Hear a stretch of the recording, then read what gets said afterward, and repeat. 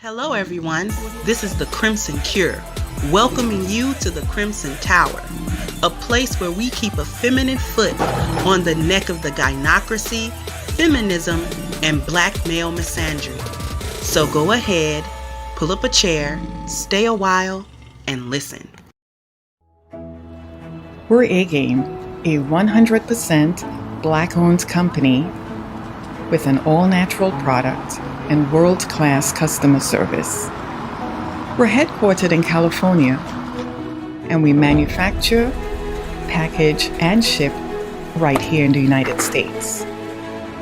We ship to more than 125 distributors worldwide. Normal processing is 2 to 3 days, and we employ virtual tracking until our product is received.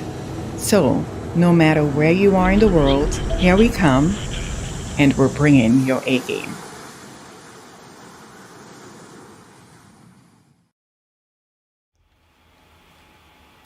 Hey, how we doing? Hey, my Crimsonites, how we doing? Thank you, my masters, for getting it started. Cause we going in today, y'all. We gonna go in today.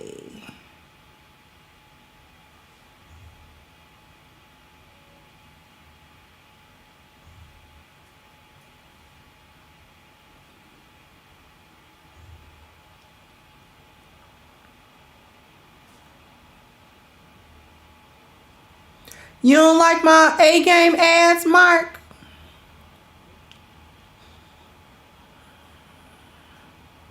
You don't like my ads?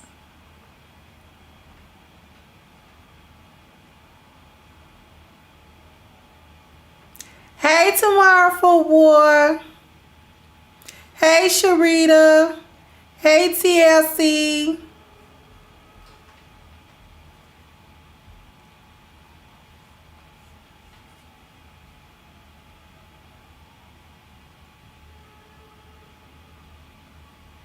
Hey, Ebo. How you doing?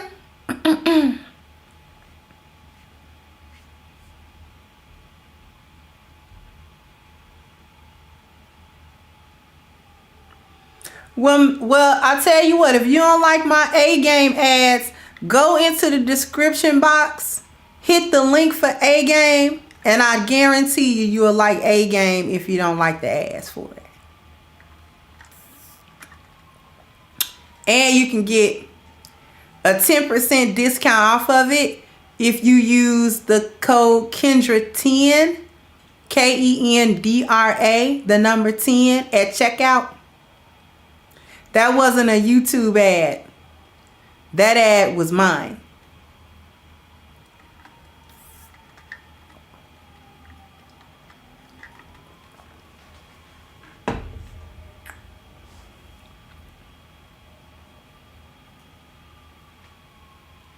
So the reason y'all didn't get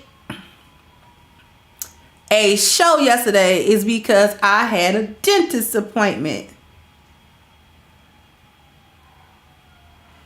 We're going to talk about the dentist appointment I had yesterday. So that's why you all didn't get a show, because I got my teeth done. I had to get a scaling and planing. So it's an SRP, a scaling root planing. So when you get buildup on your teeth, tartar plaque, calcium, and all of that, because it has been quite a minute since I've gone to the dentist, even though I do my regular, brushing, all of that. After a while, it doesn't help. So what we do, it just built up over time. It probably has been 8 years or so since I've been to the dentist. And I wasn't in any pain or anything. It's just that I knew that I needed to go.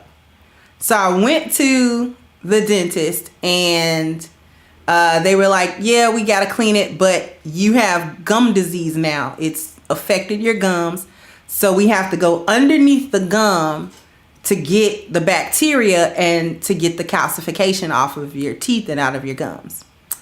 So, hey, my love is divine. So, I came back. I went Wednesday to the appointment, came back yesterday for the actual procedure. You know, they numb you out and they scrape you with the fine scraper, but the actual going underneath and deep clean happens like a pressure wash. It's like a water pick. And they go in between each tooth and underneath each gum line, you know, the gum line for each tooth, and like clear it out. And it's like a pressure wash. If you've ever watched a video of them pressure washing anything, like sandblasting, like, you know, the sidewalk or whatever, just water and it'll clean it because it's under such high pressure. And so they did that, and it actually gave me like 2 fillings or something like that. I had never had fillings before because I never had cavities before. And all in all, it probably took about 2.5 to 3 hours. I went in there by 9. I was out of there by 11:30. So they were actually really, really thorough. They were very professional. I went to Aspen Dental. So I don't know if that's outside of Illinois, but I know it's a chain here. And I went to one of those, and they were really professional. They were really thorough. I would highly recommend them. It's a little bit on the expensive side, but they have like financing if you need it. And so, you know, I'm going to have to go back to the regular visits kind of often so that they can make sure that I'm keeping up with the home care. And so that's why you didn't get a show yesterday. My mouth was very sore. My lips and tongue were still numb. So I really wasn't talking all that well. So I just used that time to sort of decompress and sort of get myself back in the energy that I need to deliver you a show that is extremely important today. Extremely important today. It's so important that if we're not talking about this in the manosphere is a waste of time. That's how important this show is going to be. That if we're not talking about what we're going to talk about today, the manosphere is a waste of time.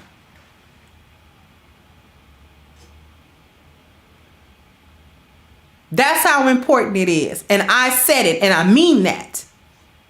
Hey, Miss Sherry. Hey, Daquan. I mean that.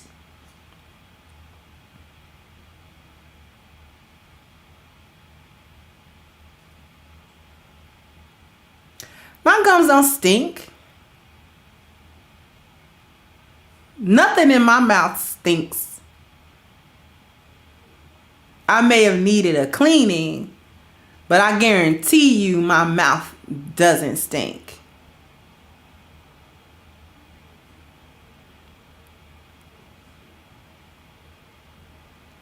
Y'all a little bit, you know, antsy today. Hey, Hannibal.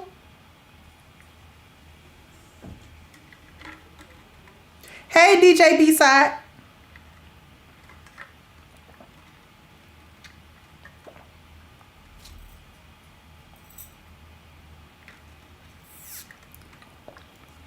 Yeah, they a little antsy today, but that's all right. Because the attention will not be diverted. Because we got some things to talk about. Now, I have been going through over the past week or so, I have been going through the concept of bioculturing. Now, I want to take a very small little toll right now. A little poll, rather. Put a 1 in the chat if you feel as though you have a very good grasp on the concept of bioculturing. Put a 2 in the chat if it's just so-so. Put a 3 in the chat if you don't feel like you have it grasped. I want to know, before we speak on what we're speaking on today, I want to get an idea of what my Crimsonites are feeling.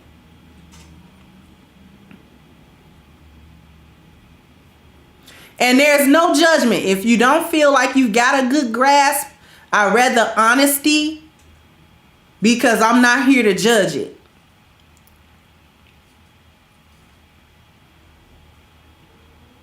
Because if we don't have a good grasp of it, this is why the information is being presented.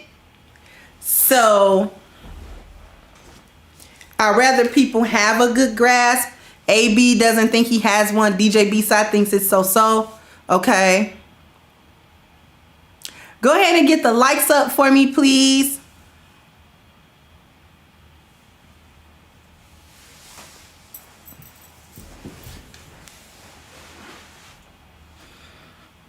Got 43 wonderful Crimsonites. Can I get 43 likes?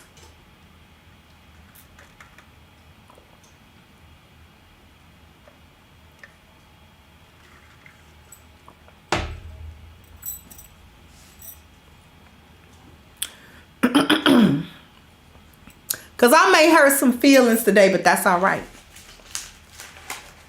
Y'all didn't get a show yesterday, but you're going to get a barn burner today. I got notes and everything. Y'all know when I have notes. Baby, you know when she have notes.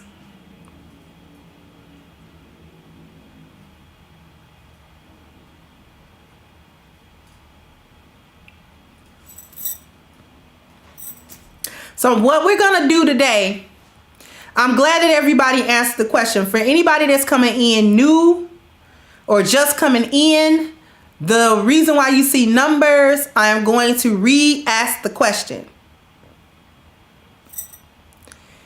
I have been talking about the concept of bioculturon for the past week or so or more. If you feel that you have a very good grasp on what that concept is, put a 1. If you feel like your grasp is just so, put a 2. And if you feel like you don't really have a good grasp on that concept, put a 3. That's what the numbers are for. Because I kind of just want to get an idea. Because what we're going to do is we are going to go over a video, and I'm giving credit out to the content creator. His channel name is Beau of the Fifth Column. And we are going to go over about a 13-minute video that he has that's breaking some stuff down. And we're going to really get into it today. My people. We're going to get into it today, my people, because if we're not talking about this in this manosphere, then we are wasting time in the manosphere. See, I don't think people know what to talk about in this space. And it's a lot of talk about, excuse me, it's a lot of talk about relationships. Are you familiar with Beau's content, Panda? It's a lot of talk about relationships. It's a lot of talk about the women. It's a lot of talk. Listen, I'm in charge of the girls. Okay? Let me just put that out there. Crimson Cure is in charge of the girls. I can be in charge of the girls. Okay? Let the woman be in charge of the girls. Because half of y'all running around here talking about we ain't got to save them, so don't save them then. Leave them to me.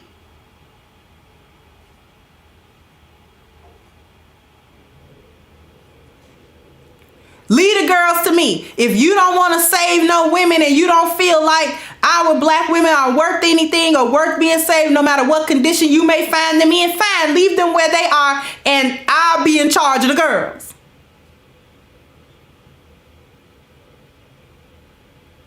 Good thing it's not your job. Good thing it's mine.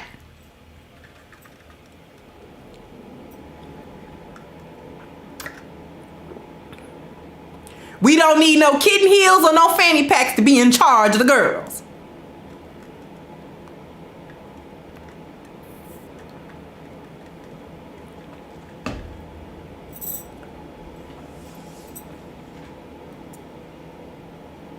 It's my job to speak to the ladies and get us on point.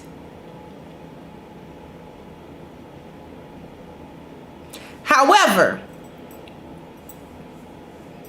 we're going to go over a particular video done by Bo of the Fifth Column.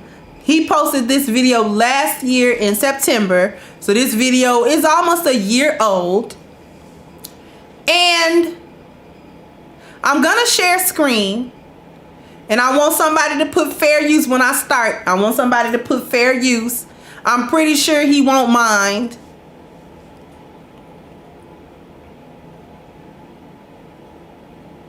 But we're going to go ahead and we are going to get started. And the first thing that I want you all to note is the title of this video.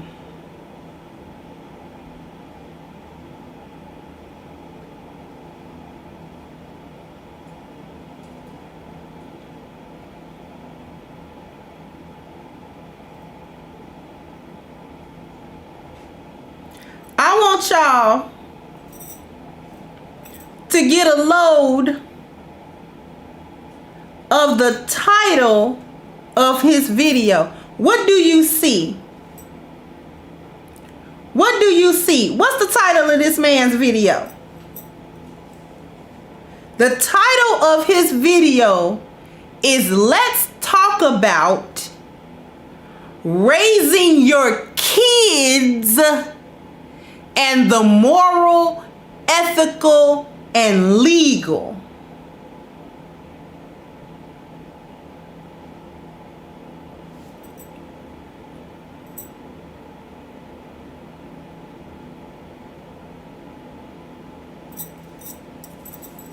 Let's talk about raising your kids. Kids. And the moral, ethical, and legal. Moral is biology. Ethical is culture. Legal is environment. So let's talk about raising your kids and the bioculturon. That is the title of this. That's the first thing I want everybody to understand.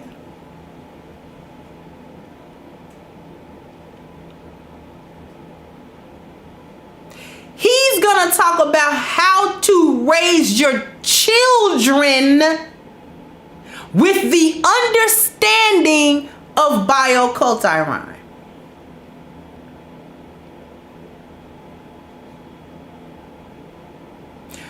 We 40, 50, and 60 years old and have never heard of it. He's talking about teach your children about it. We're going to get into it today. Let's start. Well, howdy there, Internet people. It's Bo again. So today we're going to talk about how to raise your kids. Really, not really going to tell you how to raise your kids. But I've had a number of questions related to one thing in particular when it comes to kids and instilling values. And it's based... He had questions about, Walaikum Assalam, JLJ, and thank you. He had questions pertaining to how to instill values into your children. What do we have conversations with our kids about? We're gonna get into it. So that's number one. Questions about how to instill values in your children. This is what the so-called dominant society thinks about when they think about their children. They don't think about abortions. They don't think about making them be in part of the alphabet community. They don't think about how to get them assimilated in. They think about how to set a value system with your children. I'm going to let him talk. Basically, how do I discuss philosophy and politics with my children and not create little ideological foot soldiers? How do I talk about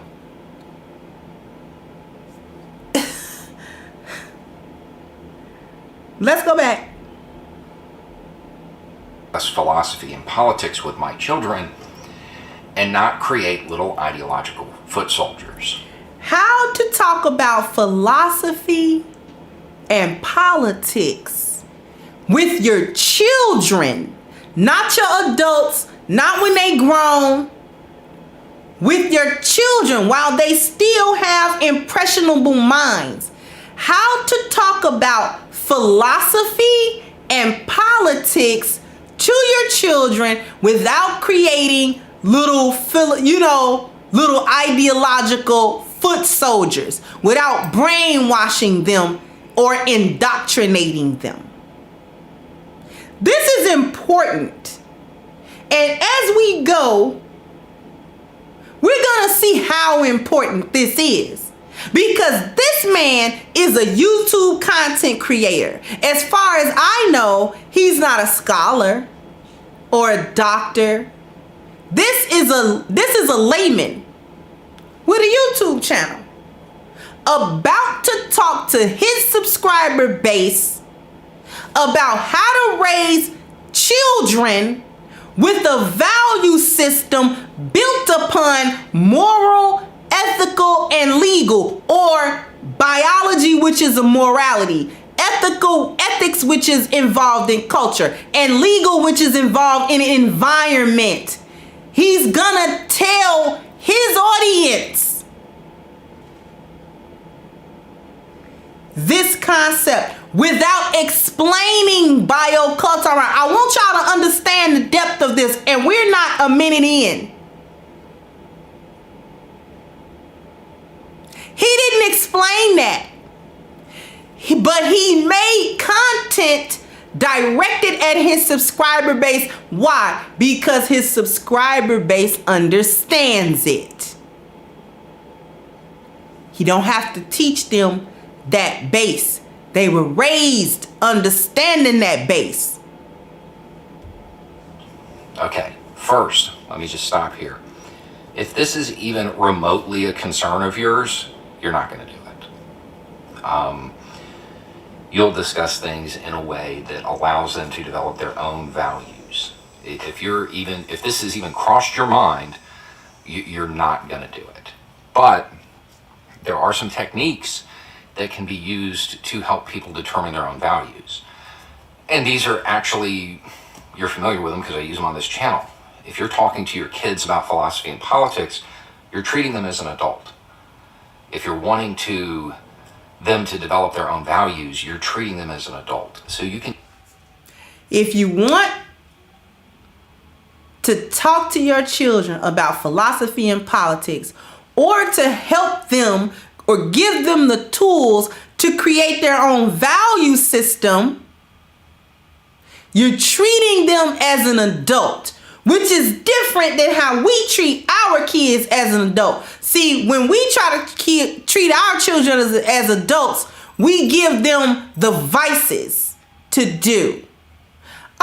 We can use the same techniques that are used with adults. The first is discuss ideas and policy, not people and parties or rigid ideological structures. Name a politician I endorse. You can't. Name policies I endorse. You name a whole bunch. That's how it works. If you remove the person from the equation and you're just talking about the policies, they can't look to that person that they agreed with once and use that to shape their other opinions. So if you see somebody starting to get a hero, somebody that they're going to use to shape their own beliefs, you have to humanize them. I'm torn between letting him finish that sentence. I'm going to let him finish it. Nobody is perfect. Heroes were people. people are fallible. They make mistakes. They're not right on everything.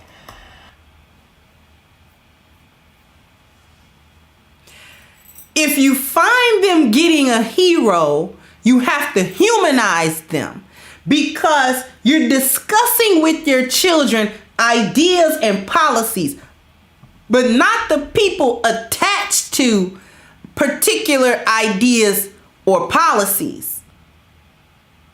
In other words, they don't allow their children to hero worship. Black people got a huge problem with hero worship. If we like somebody or we agree with somebody on a particular point, then we gonna try to follow that person through everything. Folks like fanny pack, so he can do no wrong.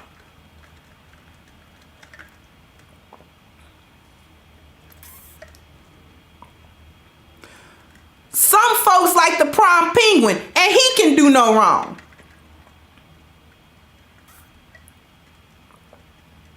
Some folks like Cobra, and he can do no wrong.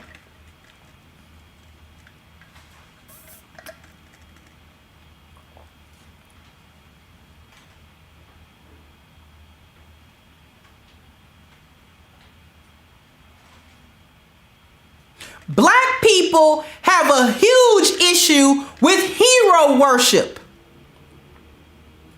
We have a Messiah complex. We think there's going to be one person that checks all the boxes and we can agree with that person 100% and we'll follow that person off of a cliff. But if we realize and come to understand that that person is a human being with faults and flaws and foibles and character flaws and fallibility, then all of a sudden we throw that person in the trash because we like to look at everybody like they Jesus.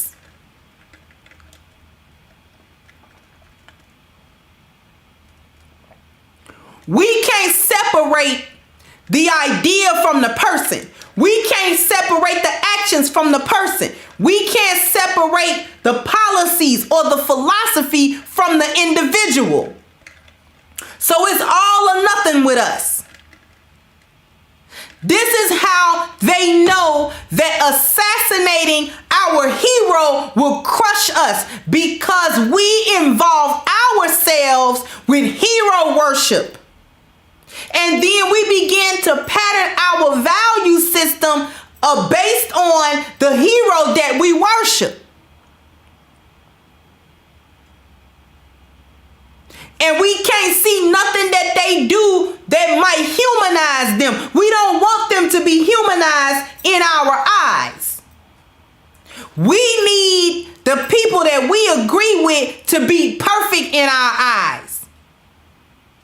We can't separate right and wrong from the individual. This is why you had people that was talking down on George Floyd. Well, you know, he was a criminal. Well, you know, he had that counterfeit. Well, you know, he was on drugs. It's because they couldn't separate the imagery of the black man from the wrongness of him being killed. He wasn't a perfect martyr. Why? Because he had flaws, because he had some type of record, because he wasn't this perfectly socially upstanding individual. So because he may not have been that, we couldn't separate that from the fact that it was wrong for Chauvin to kill him. He was wrong to do that. It doesn't matter if George Floyd had a counterfeit bill. It doesn't matter if he was a drug addict. It was still wrong for him to be killed in that manner, in that situation. It was wrong. But we can't do that. This is why assassinating King and assassinating Malcolm devastated us killing Fred Hampton devastated us because we hero worship. It's not them individuals' fault. It's the fault collectively of black people, because that's what we do. We don't set our own value system, because that needs to be done from childhood, and we waste our children's childhood. We waste our kids' time. They only get a little bit of time for being children, and we waste it for them. We waste it by not giving them any tools to go out into this world. And do you want to know why we don't give them any tools to go out into this world and make it? Put a 1 in the chat if you want to know why we never give our kids any tools to go out in the world and make it.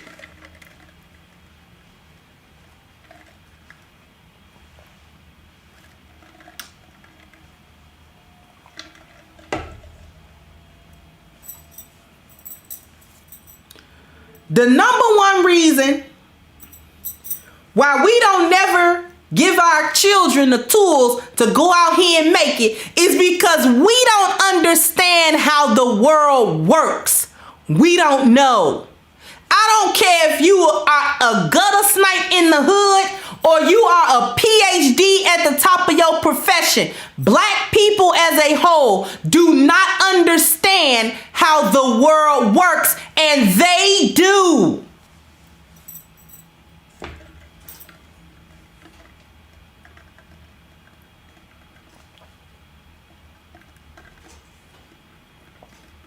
Thank you, Ebo. We don't give our children the proper tools to make it in the world because we don't understand the fundamental workings of the world, and they do.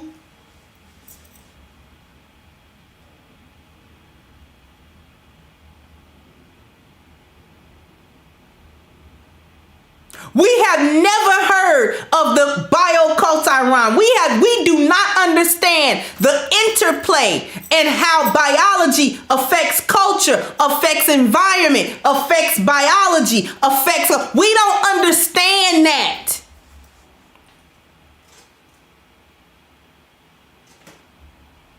And because we don't understand that, we have icons.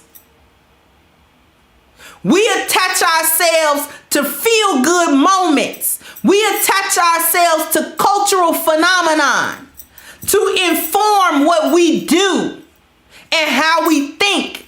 So instead of our biology making the culture conform, we allow culture to inform our biology.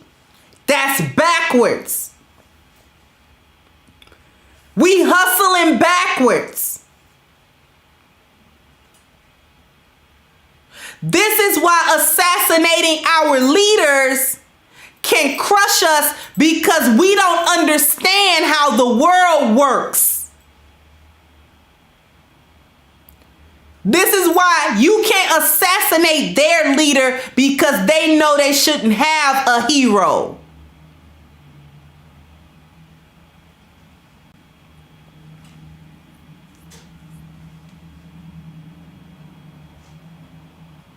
We don't understand it.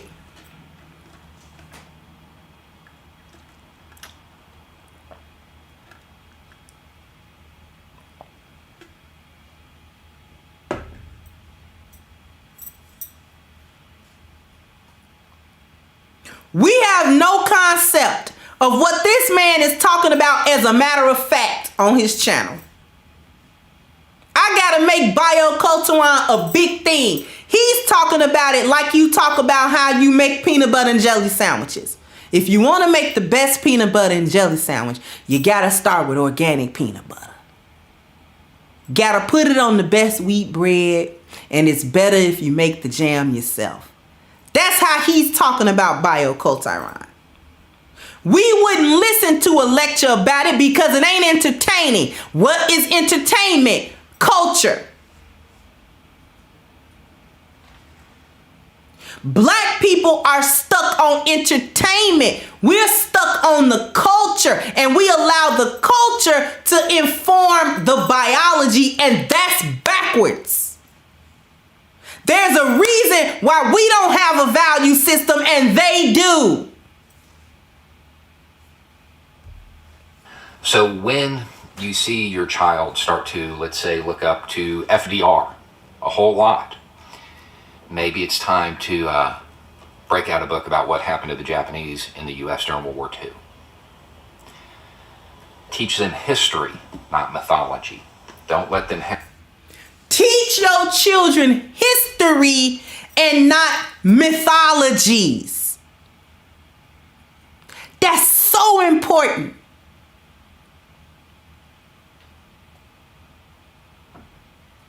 Why is it important?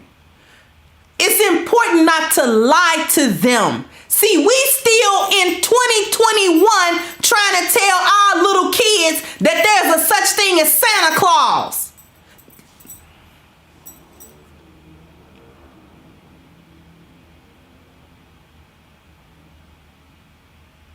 We still telling our children in 2021 that you gotta buy gifts during Christmas time. And you gotta celebrate your birthday with a big bash. And you gotta have a Valentine's on Valentine's Day.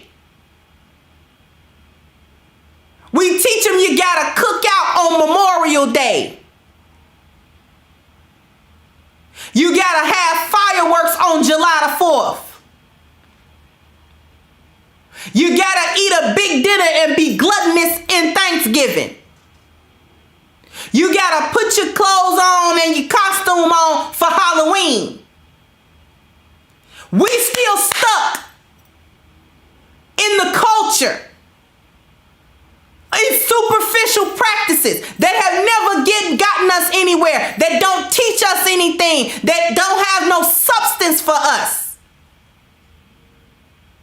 There's nothing in none of that that helps us at all, either on the individual level or on the collective level. Nothing. We teach them that if they don't get a bunch of Christmas gifts, that don't nobody love them.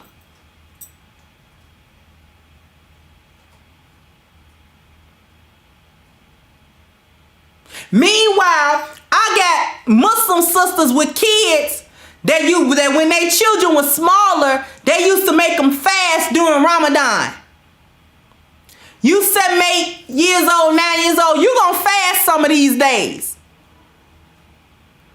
I'm not gonna study, be up fixing you a bunch of food. You gonna fast some of these days. And it was a lot of folks in their family, non-Muslims and stuff like that was like, oh, that's so harsh. Why you making your kids do that? Listen, I raised mine and you raised yours. Mine gonna have some type of discipline. And I'm not drawing this between Muslims and non-Muslims. What I'm trying to get is that when we try to teach our children something about discipline that may seem like we're depriving them of something, the rest of us in our families or that's around us feel some type of way. Because it was Muslim sisters that would combat other Muslim sisters about why you making your kids fast. The question is, why aren't you? That boy 13.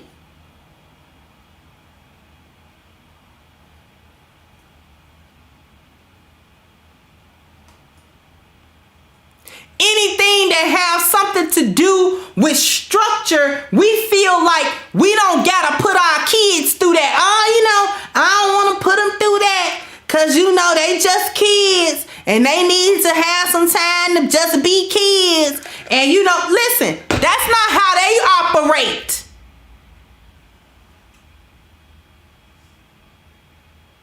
They children go out and play and all that kind of stuff, but they sit down with them and have very frank talks with their kids. And they don't be trying to talk about, oh, he too young to talk about that. They don't think so.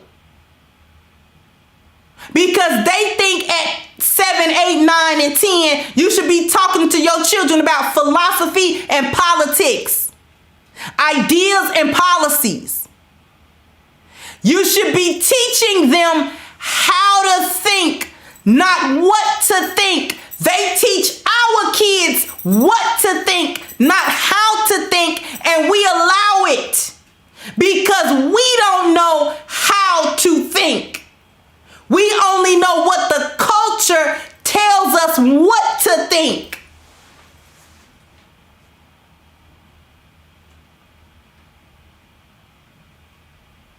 We don't know how to formulate our own thought and thus our own value system. We don't know how to do that. We are in a constant state of allowing external individuals, organizations, other people to inform us of what we ought to think.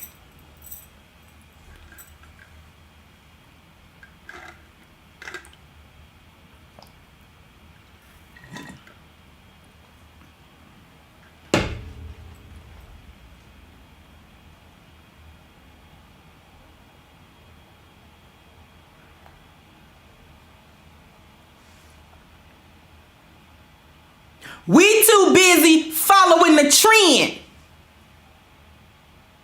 We too busy taking pride in, well, we the trendsetters. Don't nobody care. Because that's culture. And that can change on a whim.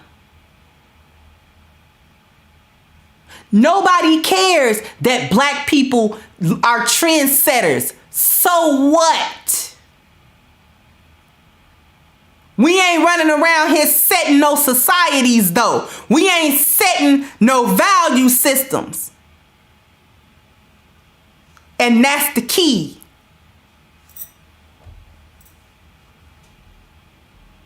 Have heroes that they view as infallible. Okay, it's okay to have heroes, but make sure you understand their mistakes, their errors. If you do this, you remove the cult of personality that comes with historical figures. Because if they fall into that, they'll ignore all of the negative stuff. We see this today with a lot of Trump supporters. They will ignore everything negative that he does because they don't support a policy or an idea. They support a person and maybe an emotional attachment. We'll get to that in a minute. Now I'm going to stop it right there since he brought up a politician. He brought up Trump. Now I'm going to reverse that. Black people could not separate Trump from what they considered to be racism.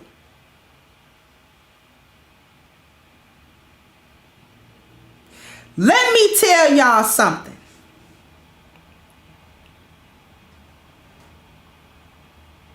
I'm going to tell y'all something.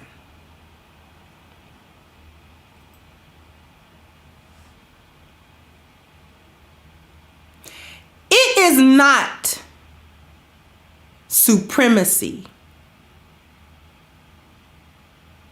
It's survivalism for them. It's not supremacy. They know how to set a value system. They are not going to set a value system that does not value themselves first. That don't have nothing to do with race. That's about value. I know y'all don't want to hear that. Because it's comfortable and it's emotional to talk about racism.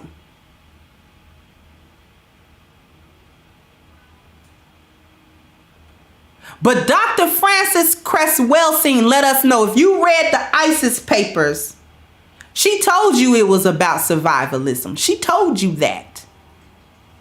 This is not about race. It's not even about class.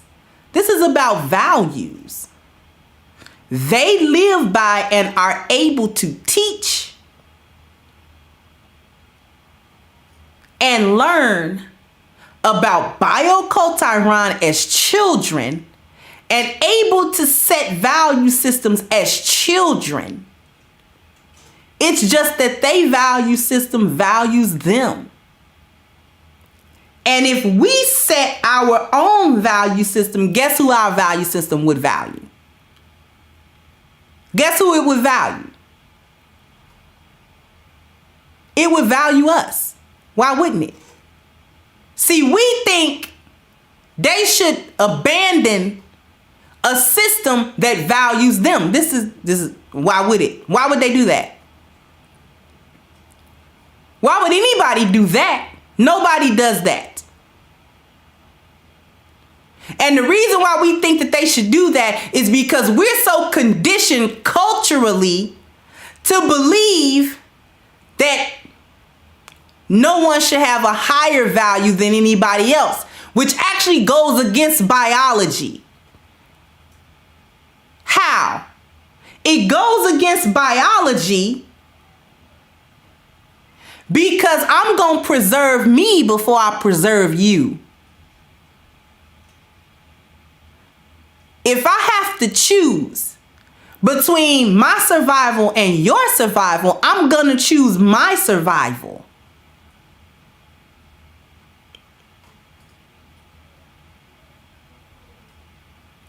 And the reason why all of this stuff, the reason why the moniker of being pro-black is unrealistic is because we expect them to choose our survival over theirs. And it's not gonna happen. And it's not personal. It's not personal to them. There's nothing personal about that. That's just a fact of the matter.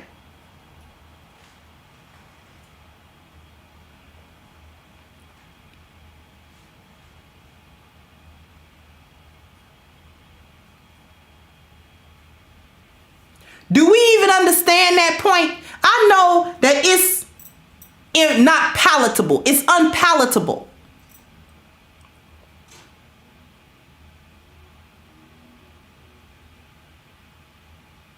Because we have been so steeped in our cultural beliefs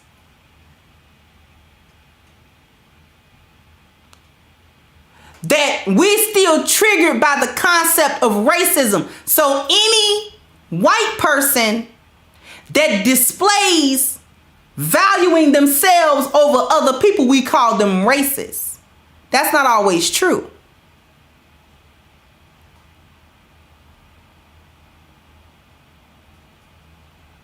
That's not always true.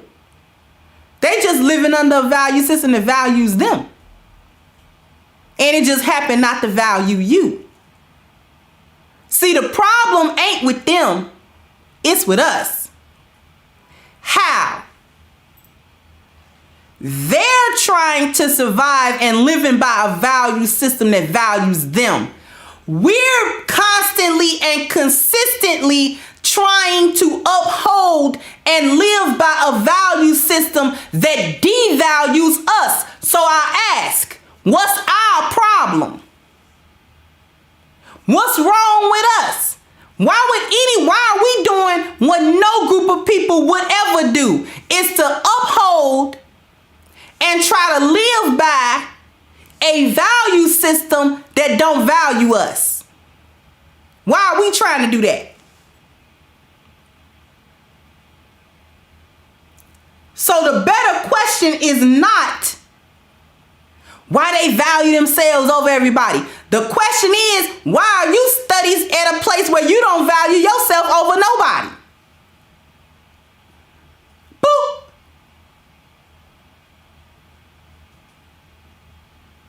Why are you constantly in a value system where you don't value yourself? Why are you still living in that?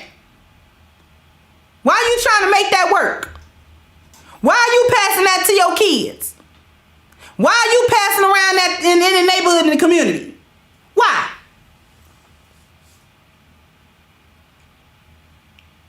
See, this is where we get into begging another group of people to see us and treat us differently. We can't do that. We don't understand how the world works, and they do.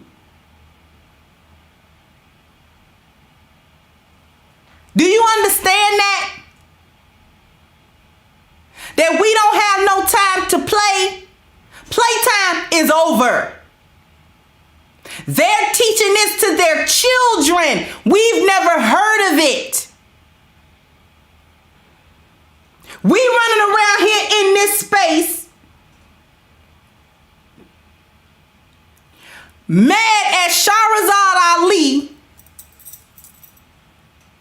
and making streams about it for hours when she said something that was shaming language. And they're teaching their children bio-cult Iran while you on the internet arguing about inconsequential statements that if they don't apply to you, why are you worried about it?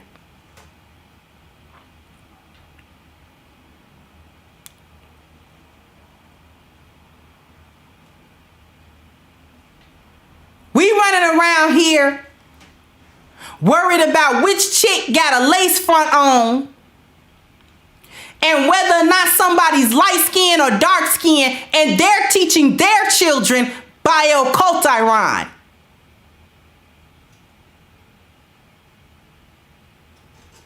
We running around here linking up with each other to try to take down other YouTube content creators for this reason and that reason, and we doxing and we doing this and that, and they're teaching their children bio-cult Iran.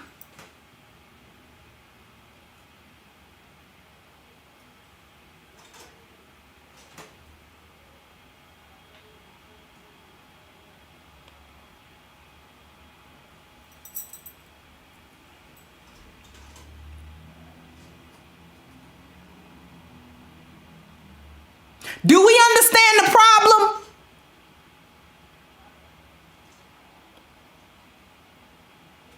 Do you understand now that I'm talking about we don't understand how the world works? And we are wasting precious time, wasting the platform, wasting the numbers, wasting the attention that we're getting by displaying to the world that we don't understand how it works.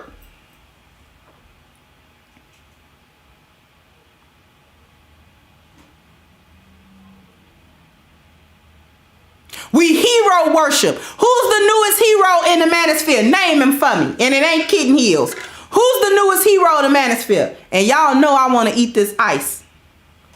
But I'm scared. Because my teeth are a little sensitive right now. But you know I want to eat this little piece of ice.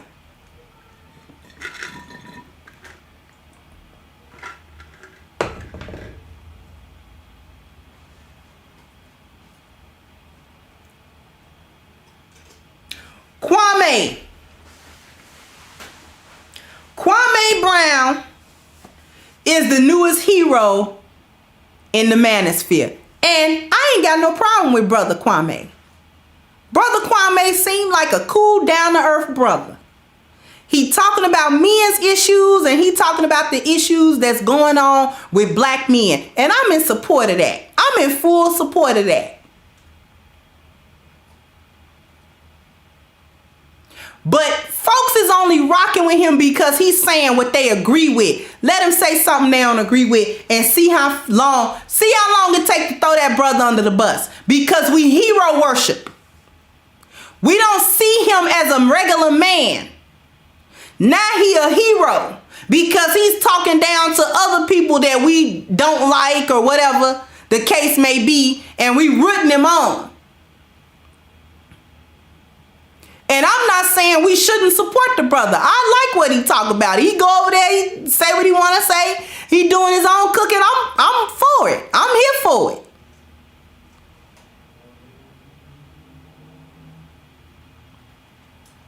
But we hero worship. Let some rumor come out about him, whether it's substantiated or not, that go against what we perceive as good parts of the culture, and you throw them under the bus.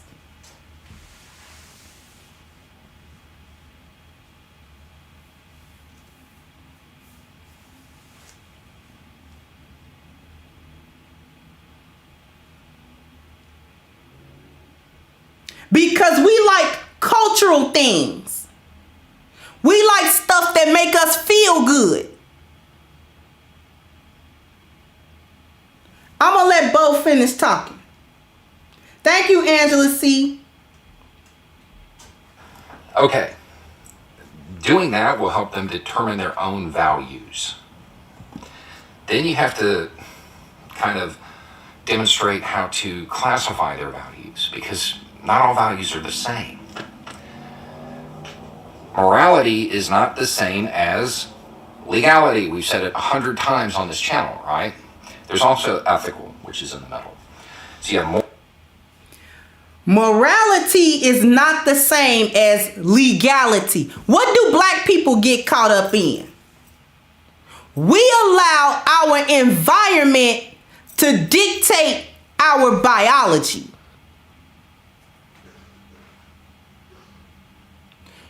I'll give you an example. A lot of us live in the hood. So living in a particular environment, we allow that environment to inform what we think and how we interact with each other. We let the environment, because it's a hood, we allow it to let us believe that we can throw trash on the ground and ain't no problem. We allow living in the hood to be an excuse as to why we so ready to fight each other and kill each other. That's biology. We allow living in the hood and our environment to dictate, well, you know, this is why I'm mean. This is why I cuss so much. This is why I fight all the time. This is why I act like an animal all the time. When the reality is, the environment should never dictate the biology. See, we've been taught backwards. Biology dictates culture that dictates environment. The environment is supposed to be informed by the biology, not the other way around. I'll give you an example of how it's backwards. Which makes more sense? If my biology informs my environment, let's say again, I can't walk. Let's say I can't walk and I need a wheelchair. It makes sense for my biology, being the way that it is, to dictate my physical environment. I need things that are accessible. I need to be able to get my wheelchair in and out of rooms, so I need wide doors. I need a ramp instead of a flight of stairs. I need the kitchen sinks to be lower so I can reach them and not standard height. I need a bar in the bathroom so I can get in and out of the tub, or in up and down off of the toilet. Right? That makes sense, right? Put a 1 in the chat if that makes sense. My biology has to inform my environment. Thank you, Miss Sherry. Said trash can steal out there from Wednesday as we speak. Right. Trash can out there from Wednesday. Right. Okay. So that makes sense. Now, does it make sense the other way around? I have complete access to all my limbs. Does it make sense for me to have a fully accessible home, no stairs, but a ramp for a wheelchair I don't have, or my sink is low and not high to the standard height of counters and sinks, or I need super wide doorways, but I don't have a wheelchair. I don't have a problem with my physical mobility. Does it make sense for my environment to accommodate a biology I don't have? Does it? Yes or no?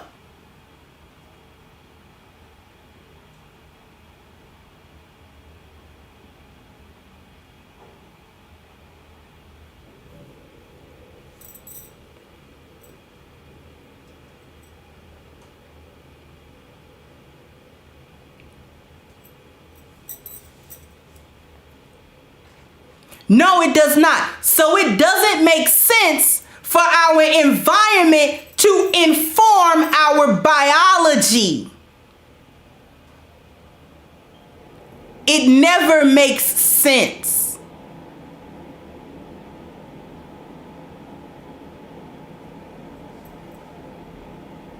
Moral, ethical, and legal. Legal is what's permissible. It's the bare minimum. This is what you have to do to avoid direct negative repercussions from the state. Okay? That's the bare minimum standard. Ethical is society at large. What society at large wants you to do. What best practices are as determined by society. And that is designed to benefit society as a whole. Moral, those are your own. And theoretically, those, at least I believe, should be more strenuous than just about anything else. Those should be the most guiding. The legal is your environment. It informs what you do to not get negative consequences and ramifications from the state. That's your environment. Your ethics is the culture. It's what's good for everybody. It's what people want you to do. It's what society thinks you should do. But your moral, your biology belong to you. That's your own. And that should be the most guiding or the most strenuous. I need you to keep that in mind. That your biology, your moral compass, what you believe about yourself, your principles, your value system needs to be the stricter out of the three. The one that you stick to the most if you don't stick to the other two. My belief on that. Those are the ones that you determine for yourself. Now, an example that gets thrown out sometimes is not my baby, not my fountain. Okay? It's kind of common, not as common as it used to be, because the premise is you're at a park and there's a baby in a fountain. It's not your baby, it's not your fountain. Do you have an obligation to stop that child from getting hurt? Okay? Legally, now let me stop here because there's the traditional way of explaining this argument and then there's the reality of today. If you are in the U.S., understand that in most jurisdictions, you kind of have a legal responsibility to remove the child from the fountain. But at the time this argument was made, initially, you didn't. Not in the U.S. anyway. Because you have no obligation because it's not your baby, it's not your fountain. Legally, you can just sit there and watch. Ethically, would you do that? Would society want you to do that? No, of course not. Of course not. Because what is best for society is that people work to defend the innocent, protect innocent lives. Moral. Why do you get the baby out of the fountain? Because not doing so is evil. These three things aren't the same.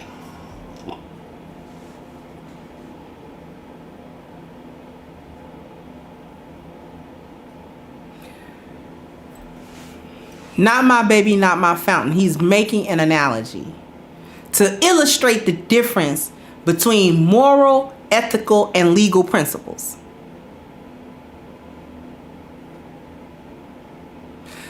Whether or not something is legal or illegal should not determine whether you think it's right or wrong.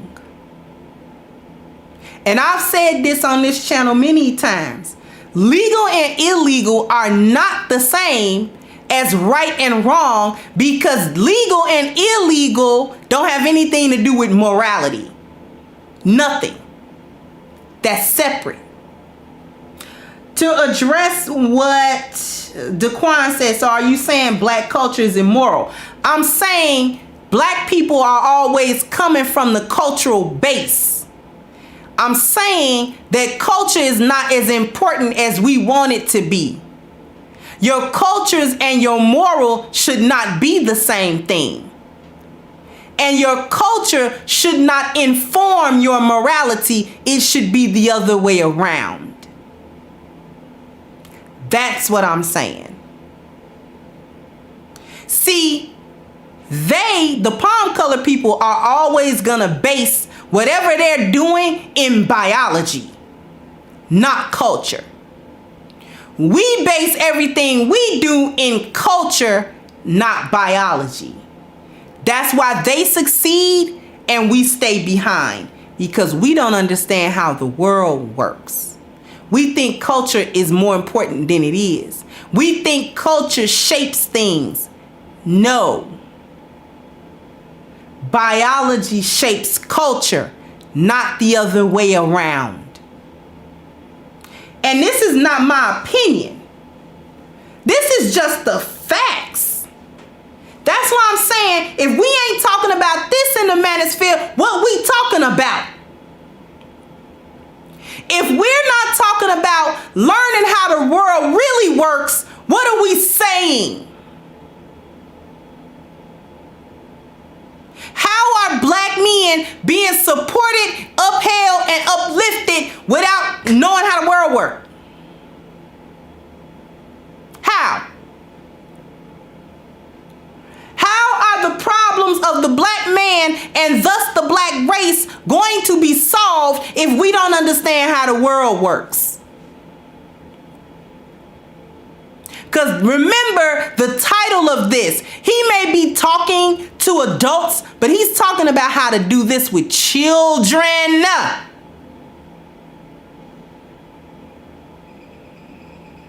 This is what they teach their kids.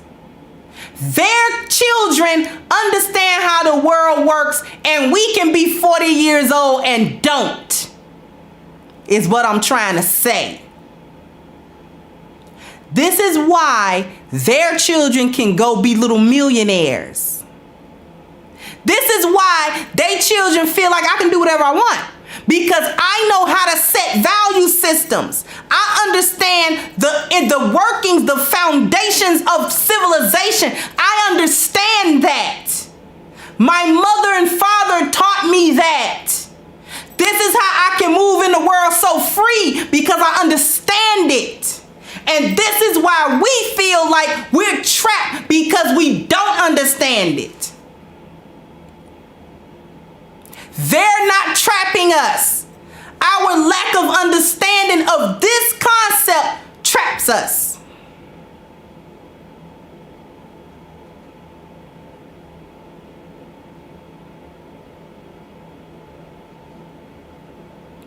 See, we think we need another institution.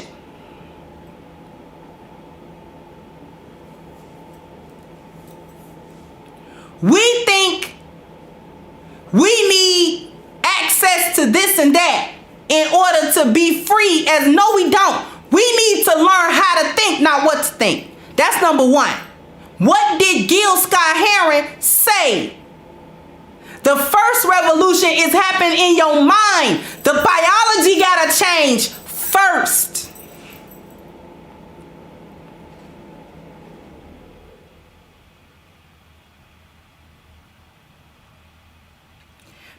Storm, no sir. See, usually I don't deal with what's going on in the chat, but this topic is too important for us to do interbickering when I'm speaking facts. This is not my opinion. See, we get caught up in that too. Always gotta disagree. It's not an opinion. The fact of the matter is, we're stuck as a people. The fact of the matter is, we don't understand how the world works. The fact of the matter is, we have a broken system that we're living under, and we don't understand why. And we don't understand how to get out.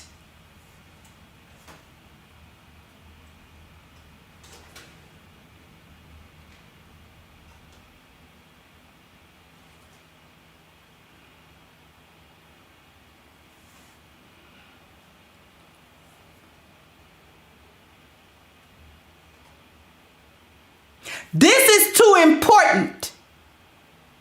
If I was just up here popping my gums, not knowing what the heck I was talking about, sure, yeah, talk about it. Challenge me.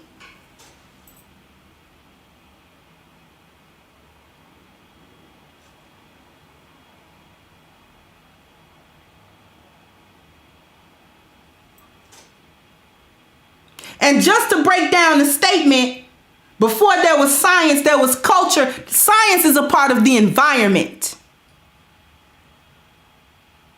Science is the methodology that the human being has always attempted to use to learn about what? Their environment. So culture does come before environment. What comes before culture? Where does culture come from? What dictates what a culture will include or what it will exclude? The biology.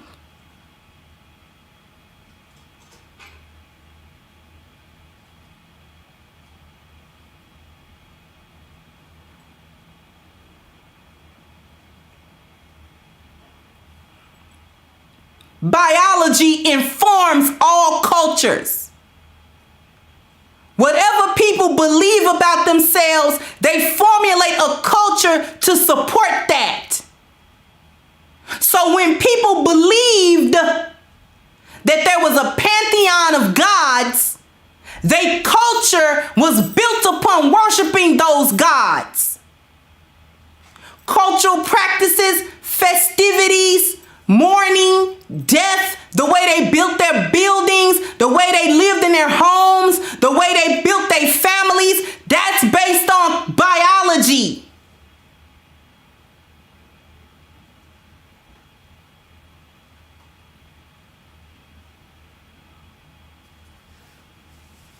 Thank you, Ebo Sosa. Said means suppressive, harmful, intrusive thoughts. Black folks are full of this. We got to recondition our thought patterns. Thank you, Grinch.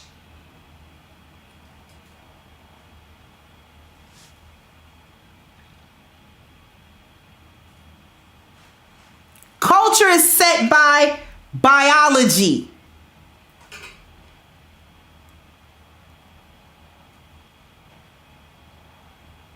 He's explaining it to children.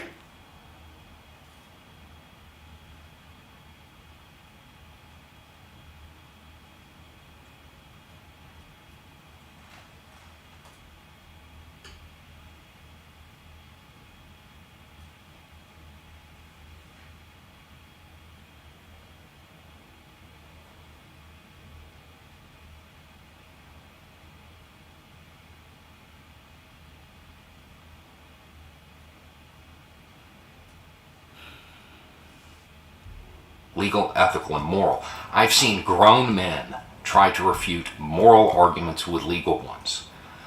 Don't let your kid fall into that.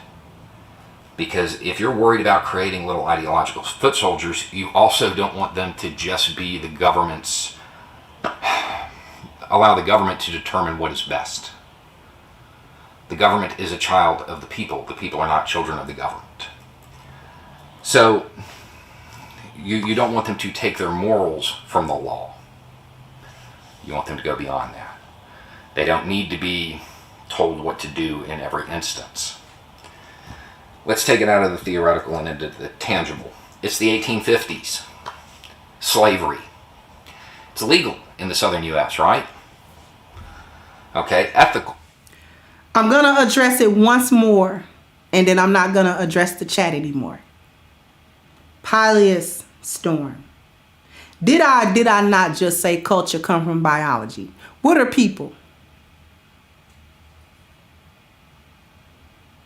Did I not just get through saying that culture was predicated on what?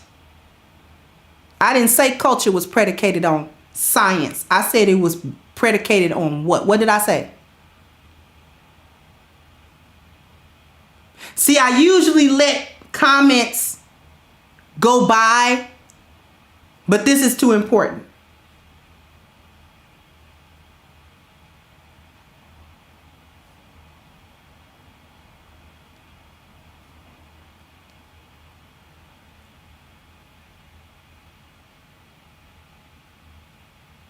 What is culture informed by? What did I say?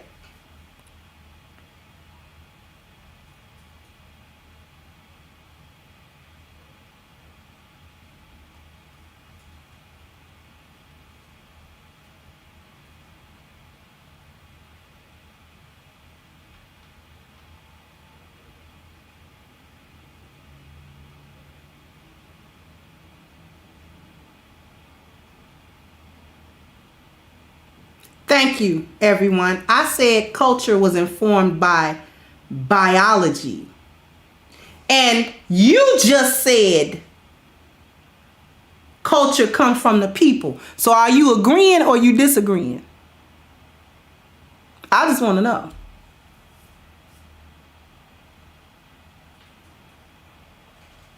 Because I said culture is dictated by biology. You said culture comes from people. Are we agreeing or are we disagreeing?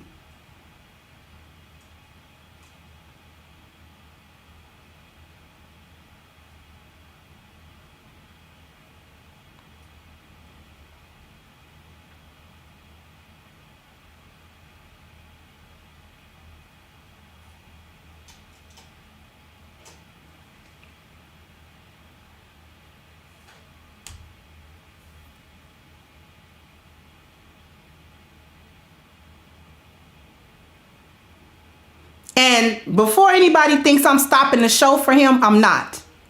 This is extremely relevant. And this isn't an attack on Pilius. And I want Pilius to understand that. This is not an attack. It's not even an argument.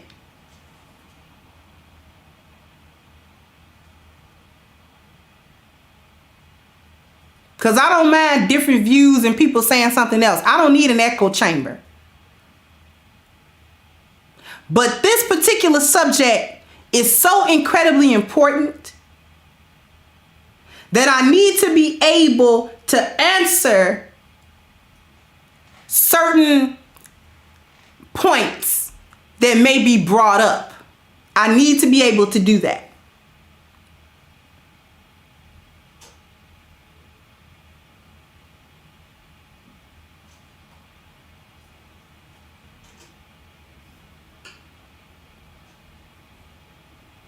So I don't think Pilius is going to answer. So let me go ahead and let Bo finish. In the South, it's ethical. In the South, in the 1850s, it was ethical. That was how society viewed what was best. Okay? In the North, it wasn't. So right now, he's discussing chattel slavery. While chattel slavery was going on, it was ethically correct. It was ethically acceptable, meaning that it was acceptable by the culture. What if you lived in the South and Harriet Tubman was one of your friends? You let her come over to your house. You were operating from a moral base. You were going above and beyond the ethical and the legal. If you lived in... So what he just said was, let's say during that time, Harriet Tubman is your friend and you let her come to the house. You're going against the ethics of the time, meaning the culture. You're going against that. You may also be going against the environment, which would be the legality of that. And you're operating on the moral, which is your own value system, your biology. I'm driving this point home because we have to understand this stuff. We gotta understand this stuff, or we just gonna be lost. Because they understand this stuff. We the ones that don't. We the ones that's struggling with it. We're the ones that think it's this and think it's that and think it's that, instead of being able to put it all together. One thing about black people, we very dichotomous in our thinking. Two things can't never be true at one time for us. It can't never happen. Two things ain't never true.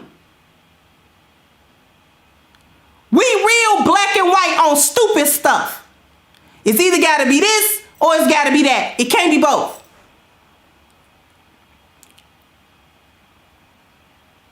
When we think we've hit upon something that might be true or it might ring true, we'll disregard everything else to hang on to that one thing. Even if other stuff ain't mutually exclusive, we'll pretend that it is.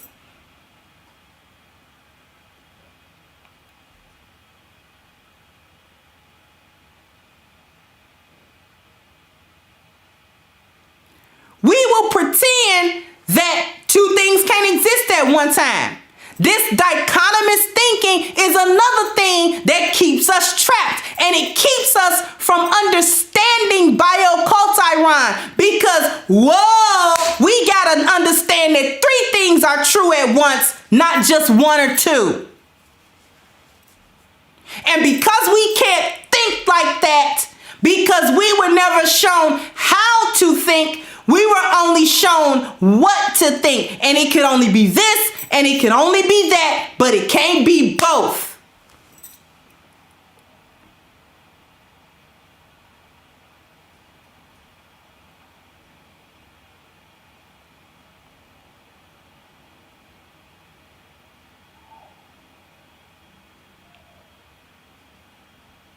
Marriage can only be monogamy.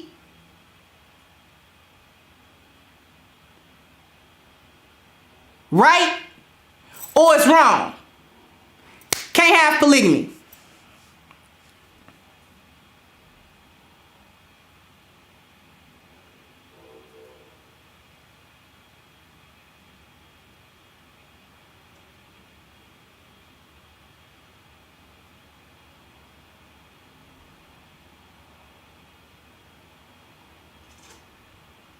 You're only black if you're struggling.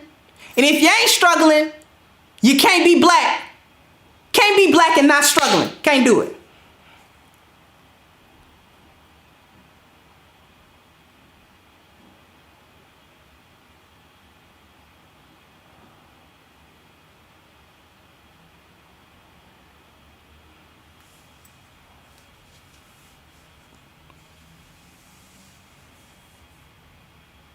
We too dichotomous in our thinking.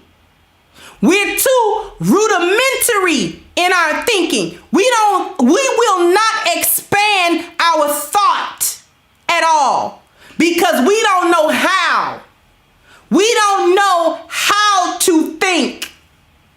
We only know what to think. And if somebody don't come tell us what we should be thinking, we don't know how to think about it. Bioculturon was never taught to you in school, so you don't know how to think about it. They don't teach their kids that in school either. They teach it at their house.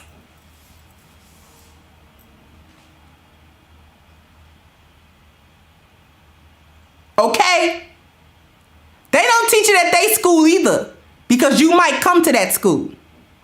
They teach it at the house.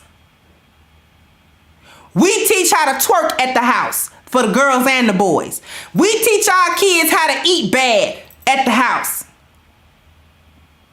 We teach our kids how to live nasty in the house. We teach our kids about bad dwelling value in the house. We teach our kids about how to live through trauma in the house. They are on YouTube using their platform to speak to each other about how to raise their children in such a fashion that their children understand how to think, not just what to think, and that their value system will be set. We don't even want to listen. We too busy in the chat room being contrary about it.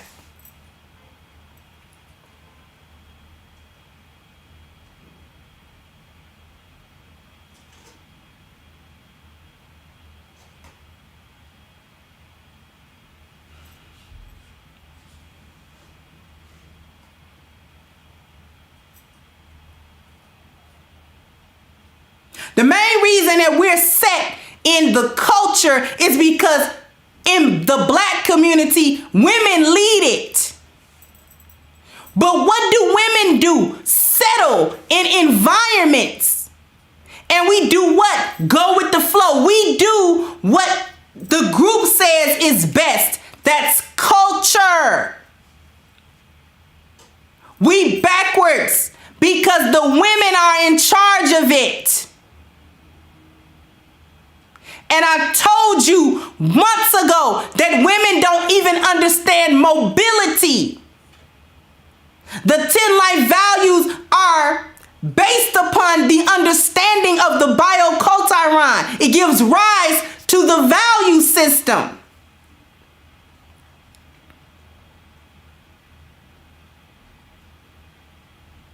But unfortunately, it's not just the women that don't understand that. Our men don't understand bioculturon either.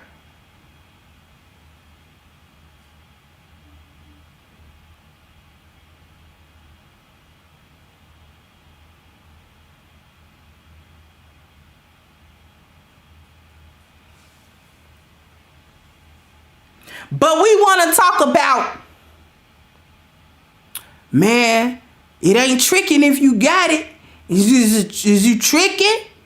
Or, you know, how to make the woman submit if I got the money, why she ain't doing what I say? Knock it off. You got to knock that off. We wasting all kinds of time. Been in the manosphere 9-10 years, still talking about the same stuff. Don't want to advance the conversation. Don't want to come together. And I'm over here talking about the 10 life values. I'm over here talking about bioculturon, something that's actually going to free us from the mental slavery. And we too busy being petty and interfighting, trying to get clicks and views, talking about kitten heels need to be protected at all costs, and you don't even understand how the world works, and this man is talking about how to raise your kids to set a value system. Man, get up out of here with that. Get all the way up out of here with that.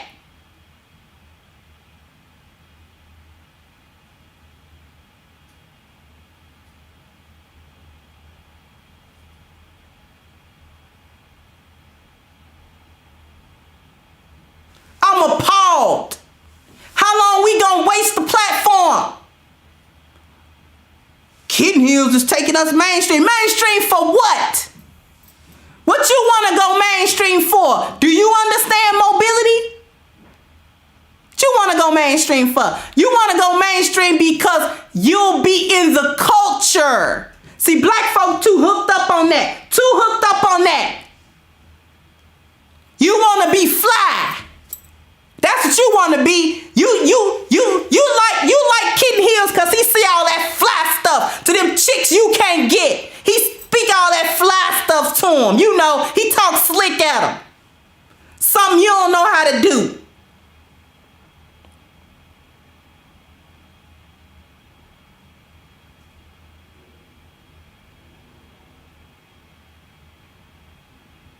You don't mind that he take it easy on a hyena like Tommy Lee, because you takes it easy on a hyena because that's like your mama.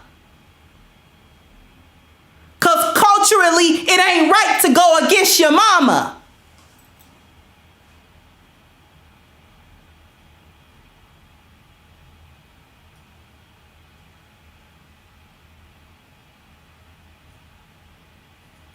We let the culture dictate the biology.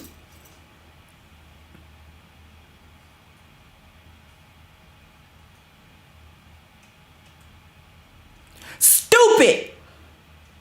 In black culture, your mama can't do no wrong. Right? So you will never be able to take a step back and see that she didn't prepare me for the world like I needed to be. But I can't say she wrong. So if I gotta admit that she was okay with what she did, that give me permission to never find out how to operate in the world. So I just teach my kids the same thing that I got taught, which was nothing.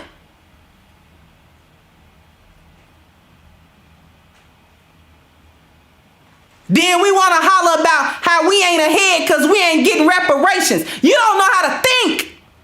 What you gonna do with $1? The same stuff you've been doing with them stimulus checks. Nothing. Scam for them PPP loans to get $30,000 to do nothing.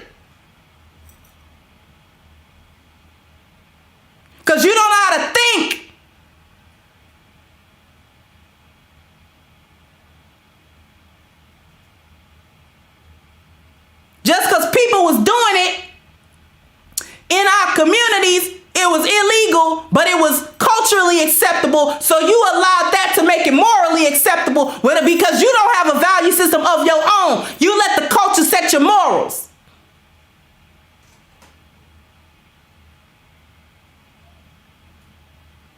Man, y'all giving me a headache, man.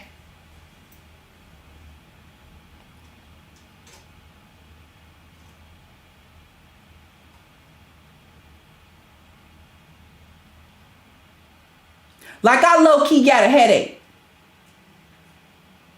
We ain't even, what? We bootleggedly halfway through this thing, man. Let me let Bo talk to you. Maybe you'll listen to a white man. Yeah, I said it. In the North, there was no law and no ethical restriction on you taking a slaver's profits and using that to invest in the North. But morally, you may decide to do that. You may say, no, it's a hideous blot. It has to be undone. I want nothing to do with this.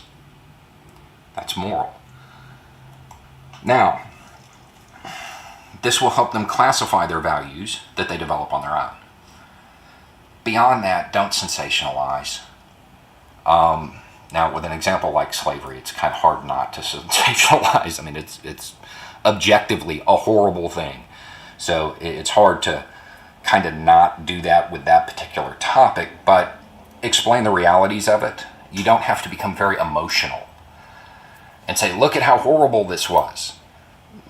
Objectively, it's horrible. There's no reason to bring emotion into it on that level when you're talking. He said leave your emotions out of it. We can't do that for nothing in the world. We some of the most emotionally wrapped up people that I have ever met and been a part of. And we get emotional over craziness, inconsequential stuff.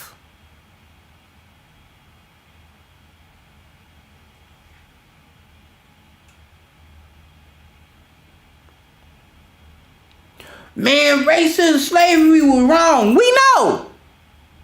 Now what you gonna do about it? You ain't never picked no cotton. How many of you in here have ever seen a cotton field in real life? Put a 1 in the chat if you've even ever seen a cotton field in real life.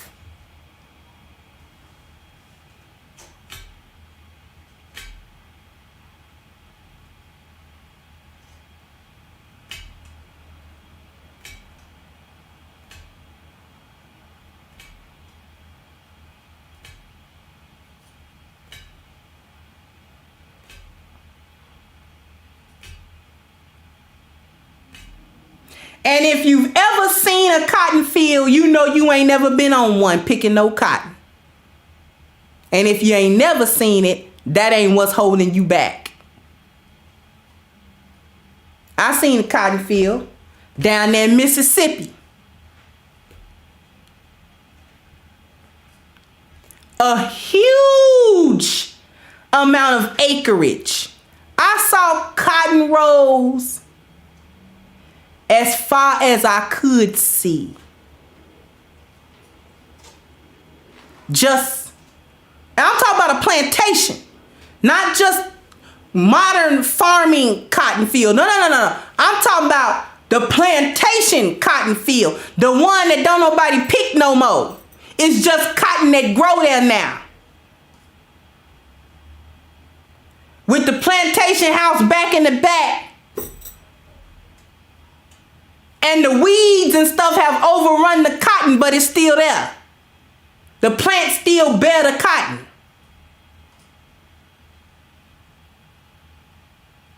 I put my fingers in one of them, they hurt. Cotton is hard. Just so you know.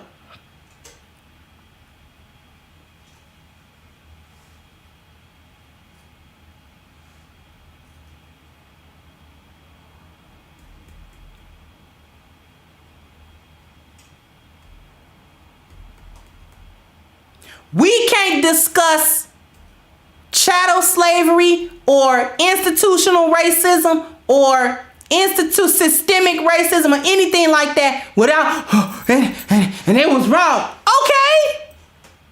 Let's talk about that without the emotion. But we can't do that.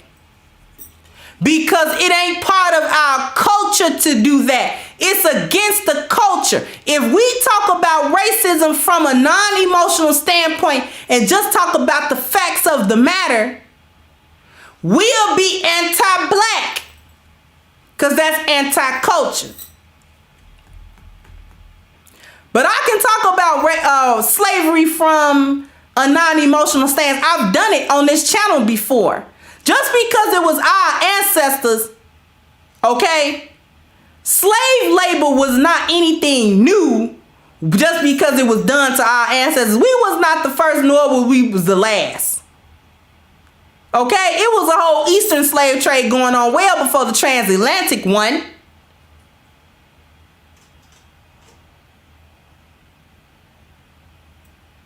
Slavery has been going on for centuries.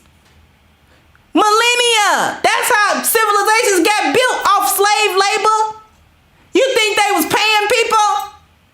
You think that was some type of paycheck? Huh? You get a gold dinar, you get a silver dirham, you get no. We conquered y'all. Y'all gonna get over here and build these statues. I ain't building nothing. You gonna do it. That's how economies were. Economies was built off of slave labor. Civilizations got their rise off of what? Slave labor. They kept slaves around. They kept a subservient class around to do the menial task and the building and the this and the that. Caste systems. What you think that was about?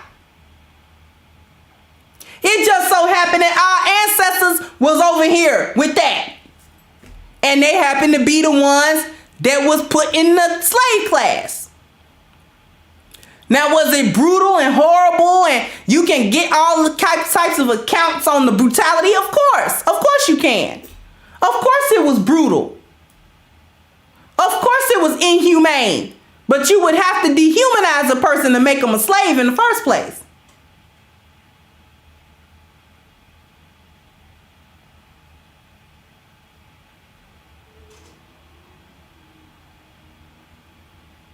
United States wasn't going to get nowhere trying to have regular labor. They had slave labor. That's what you was for, so they could build their economy off of it.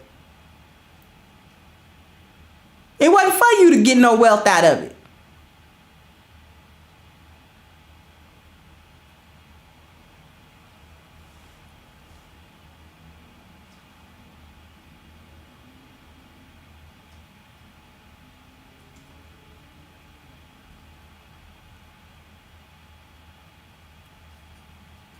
We can't be caught up in traumas we didn't directly experience, is what I'm trying to say. So because we didn't directly experience the trauma of chattel slavery, we got to get over it. And when we talk about got to get over it, that automatically equal in a lot of black people mind, we got to forgive white people for that. And I ain't ready to do that. That's what it is. That's why we can't get out. Because thinking critically about how we got into this situation and how we got to get out of it automatically somehow means for black people, we got to forgive them. I ain't say nothing about forgiveness. See, you're back to the moral thing.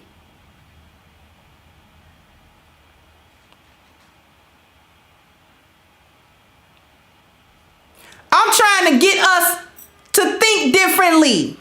The biology has to change. That's the first revolution in your mind.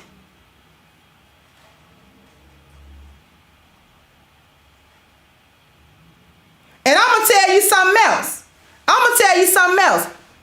Even if I was talking about forgive them, shouldn't have too much of a problem with that because you can't make them pay.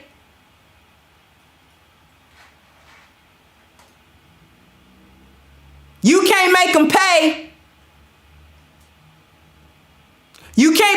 them for it.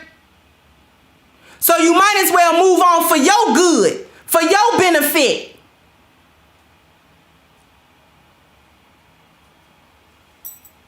We're going to have to move on. Because our culture is steeped in the victimhood of that, in the trauma of that. And as long as we allow ourselves to remain there, we will never change our minds about it.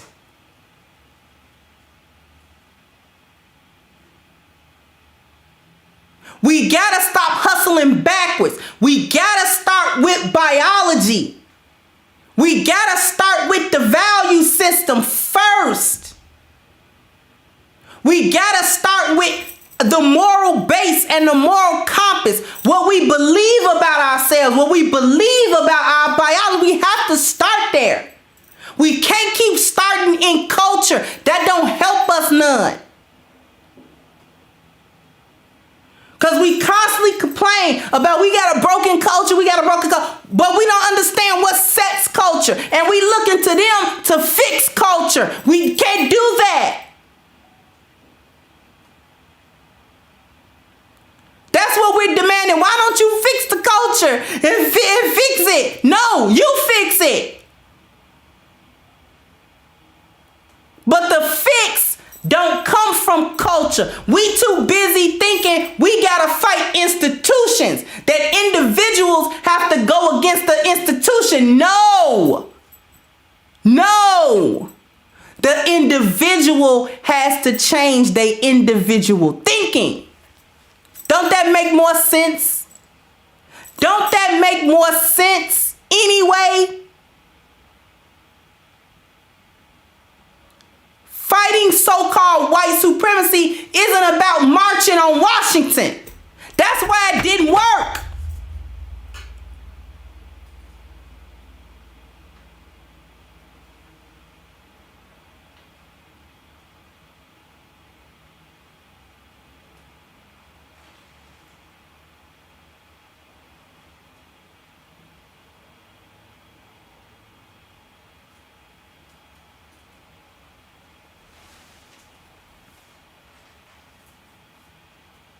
We too busy trying to change environment and culture, and we don't never think to say, I gotta change how I'm thinking. You know, we too quick to say, if a black person say, no, I gotta change how I'm thinking. Well, you know, is you a coon?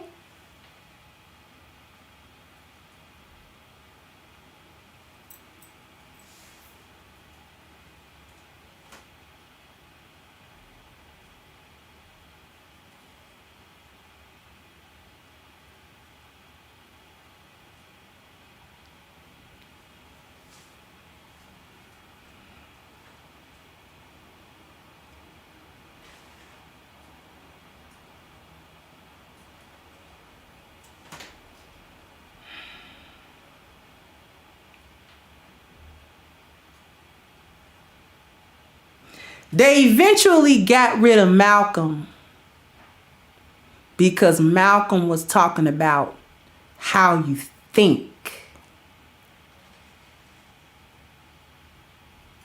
He wasn't really talking about the law. And he wasn't really talking about the culture. Malcolm was talking about, we got to figure out how to think. We got to think differently about this whole thing. That's what got Malcolm killed.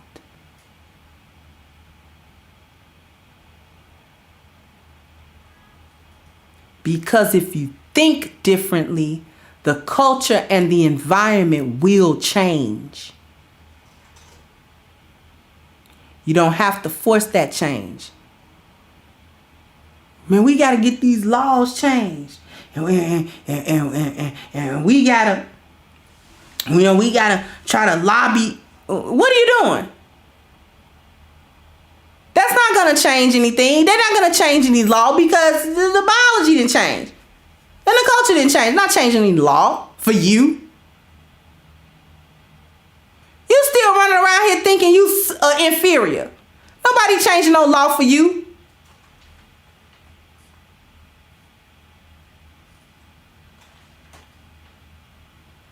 That's why so many of our people feel lost and overwhelmed, because you think you need to go up to an institution and battle it. One person battle a whole institution, bring it down. That only happens in the movies. That's not real. That's not reality. That's not going to happen. It has never happened. We all want to be on some David and Goliath type situation. No.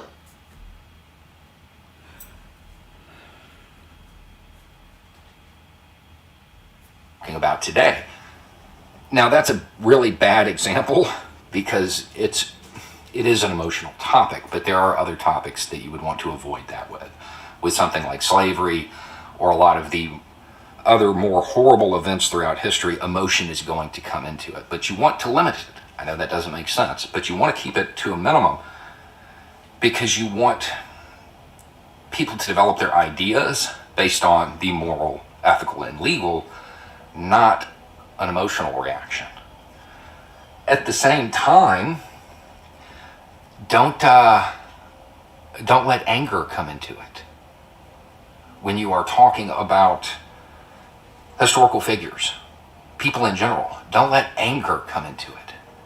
This person was horrible in every regard, because they probably weren't. Just like the heroes, the villains of history also probably did something right at some point. We don't necessarily know what it is, but it's probably true. So you don't want to personalize it in either way. You want to talk about ideas, policies, not people. So don't let anger get the best of you. And don't downplay it.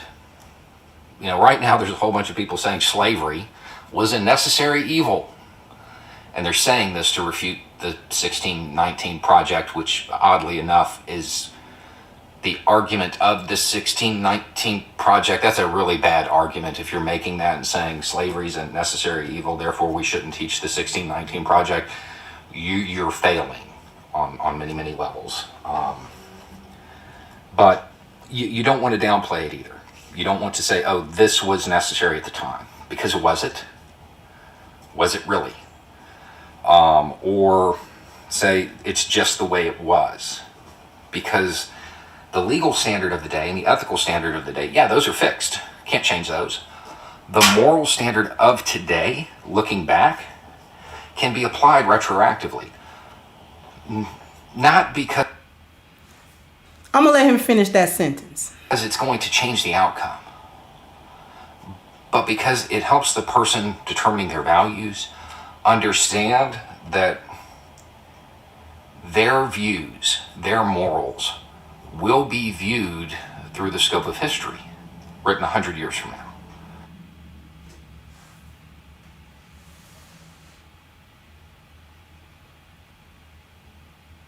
He just said,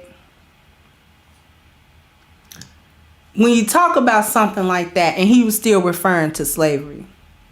So don't put your emotions in and let your anger or just say it was what it was, because the cultural, the ethical, and the legality of the day is fixed in history. You can't change it. However, you can apply your value system retroactively. Okay? You can, or better wording, rather than your value system, you can apply your moral compass retroactively, because it helps to inform and prioritize the values. The 10 life values are set in a priority. It is not haphazard. They are prioritized from spiritual to wealth.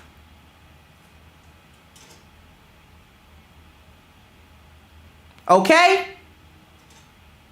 For those of you who don't know,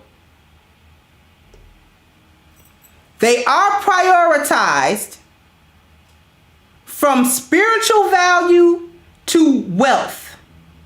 The 1 through 10 means something. It's not haphazardly numbered. They're numbered in order of priority. The spiritual value comes first, but for the same reason that biology comes first in biocultural. Same reasoning. Because your spiritual value is what sets the moral compass and sets the principles by which you live. Biology contains the moral compass and sets how the culture and the environment are going to be.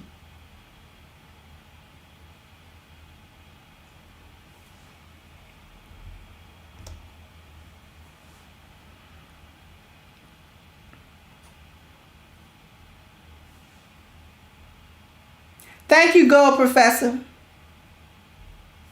The decisions they make will shape the future, because morals are what shapes ethics, and ethics are what shapes the law. So if you're one of those people... He just said biocultural. He just said it. Morals are what shape ethics, and ethics are what shapes the law. Biology is what shapes culture, and culture is what shapes the law.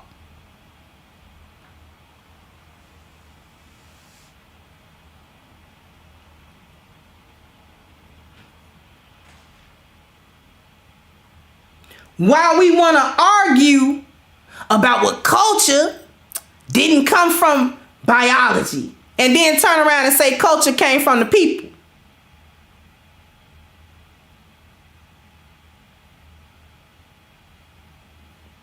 While we want to be contrarians, because we think that's being smart. Let me tell you something, black people. Being a contrarian is not indicative of you knowing how to think.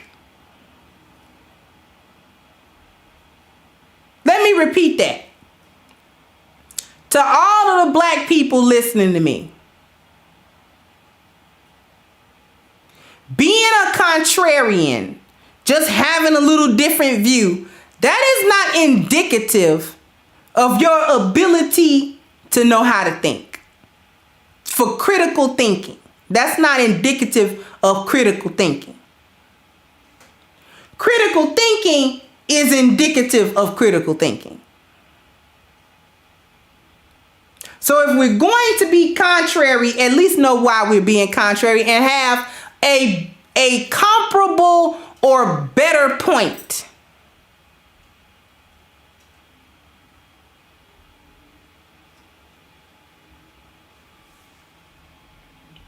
Who uses the law to determine your morals, you're doing it backwards. You're doing the very bare minimum.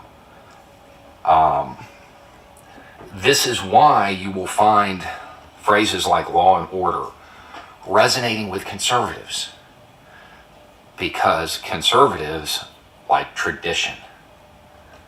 The legal is the last to be impacted by new ideas, which is funny because conservatives also like... The legal is the last to be impacted by new ideas. Ideas is biology. How many times he gotta say it? How many times I gotta say it? This is why, as black people, we ain't been able to change no law. We can't get a law changed. And the reason why we can't get a law changed don't have nothing to do with how the legislative branch of the government works.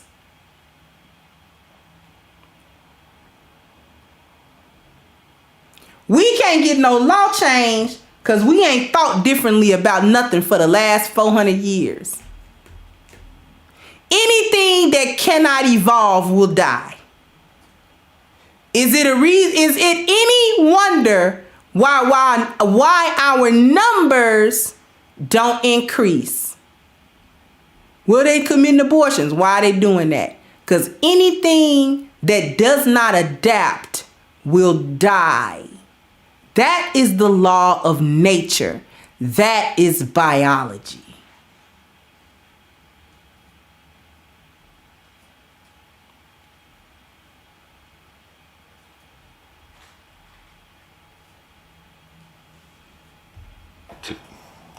paint themselves as the most moral, which is, anyway. So at the end of the day, if you're the least bit concerned about this, you don't want to create little ideological foot soldiers, you choose to discuss policy and ideas instead of people and parties and rigid ideological structures, you don't allow them to have infallible heroes, and you teach them how to categorize their values: moral, ethical, legal. He just told his fellow people, his constituents, his subscriber base, how to deal with their kids on setting a value system. Don't let them have infallible heroes. Don't let them have a Jesus complex. Everybody is the second coming to black folk. Anybody. Biden was y'all second coming of Jesus. Hello? Biden was your Lord.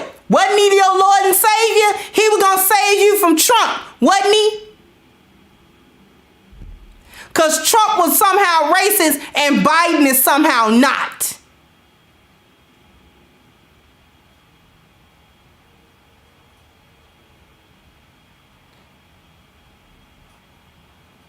Never mind that 94 crime bill, because that became part of the culture, didn't it? The crack era, didn't that become part of our culture? So it was acceptable. We accepted the effect of the 94 crime bill that Biden wrote, because it became part of our culture. The 80s and the 90s was dominated by the crack epidemic. We identify as Gen Xers with growing up in that. So it's part of our culture. So somehow it ain't that bad. Thank you, Larry Snoover. I'm not watching live right now. I'm watching from the beginning, just showing love because I'm barely able to catch you. Okay, no problem.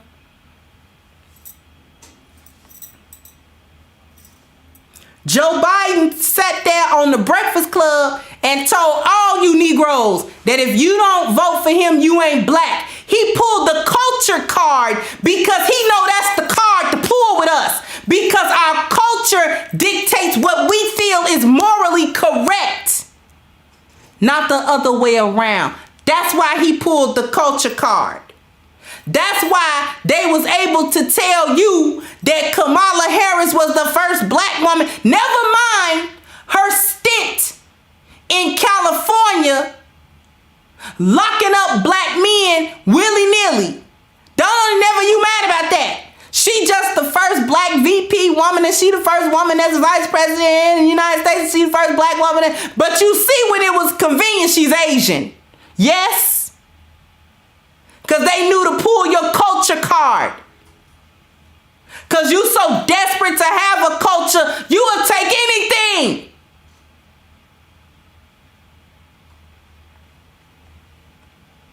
That's why Hillary could go somewhere and talk about she got hot sauce in her purse. And Roland Martin can get up and dance a little jig for her. Don't think I forget.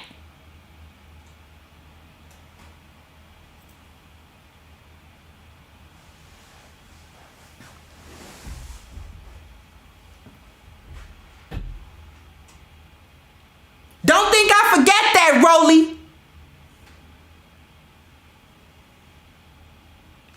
With your little short necked self with an ascot on. Getting up dancing for massa.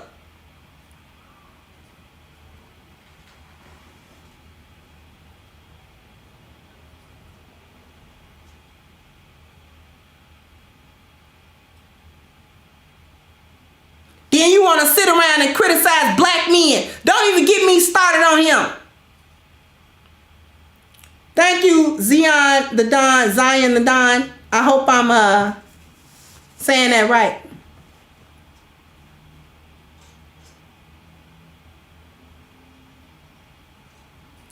Sitting up there voting for Joe and Kamala ain't even looking at the policies, because you don't know how to separate the person from the policy. Now they showing you what it is.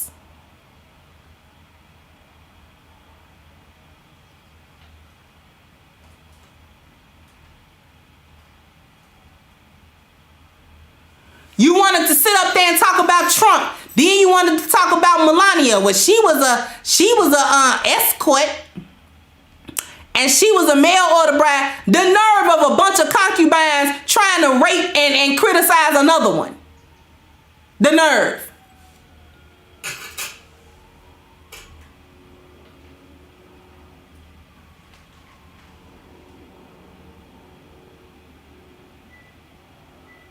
You can't separate policies from nobody. But somehow you managed to separate that crime bill from Joe Biden, though, so you know how to do it when you want to. Because the crime bill don't trigger you the way saying he a racist triggers you. Because saying he a racist triggers all of them cultural victimhood mentality, the struggle, the black people, I got to be, that trigger all that BS for you. Somehow that crime bill don't do that. Why don't the crime bill trigger you like that? Because you believe black men belong in jail anyway. So it don't bother you. Let's really get into it. Thank you, AB. Said real black men don't respect roly-poly. You saw what happened when to North Carolina. We ain't forgot about him buck dancing.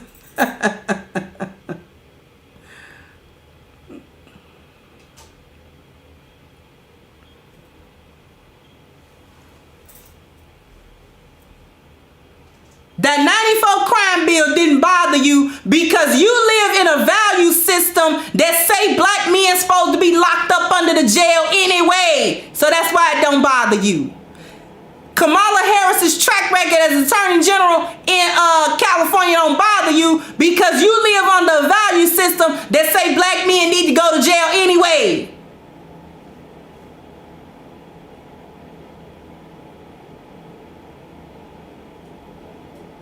That's why it don't bother you none. But Trump discriminated against some black people when he owned property in the 90s in New York. You know, knock it off.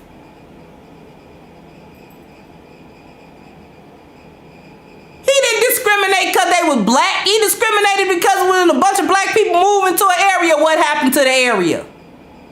When a bunch of black people move into an area, what happens to that area? Let's be real. Put it in the chat room.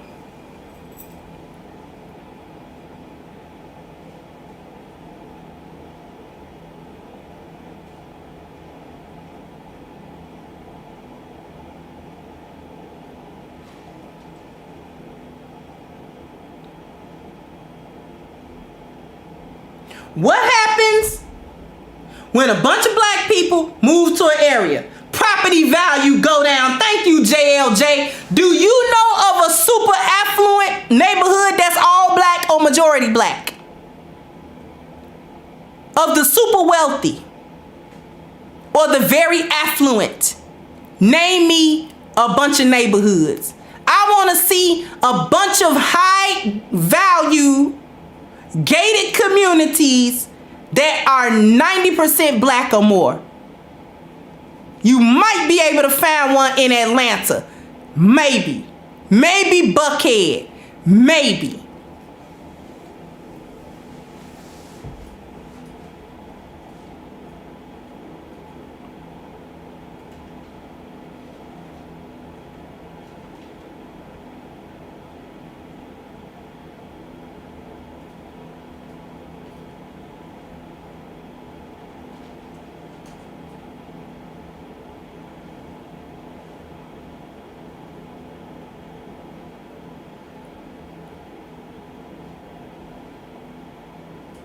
Now, but Sherry said it ain't even Buckhead. And I got to take her word for it because I ain't over there.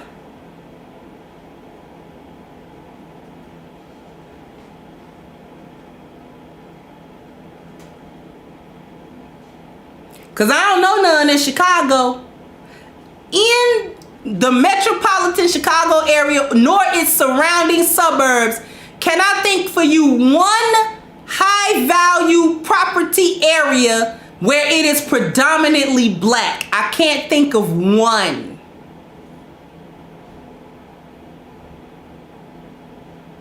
Because the affluent among us don't move together and make affluent neighborhoods. The affluent among us do not say, let's come together and buy this acreage of land and build a neighborhood on it. We all multi-millionaires. It's 20 of us. It's 20 of us. 20 multi-millionaires. You mean to tell me we can't get that done? Mean to tell me we can't buy so many acres of land, develop it, and we put our homes on it. We build homes on it. It be our neighborhood. You know, we put a little store and stuff like that. You know, you put your Whole Foods over there, you know, and all that. We don't do that. When we get money, we want to move where they moved at. They don't want us over there.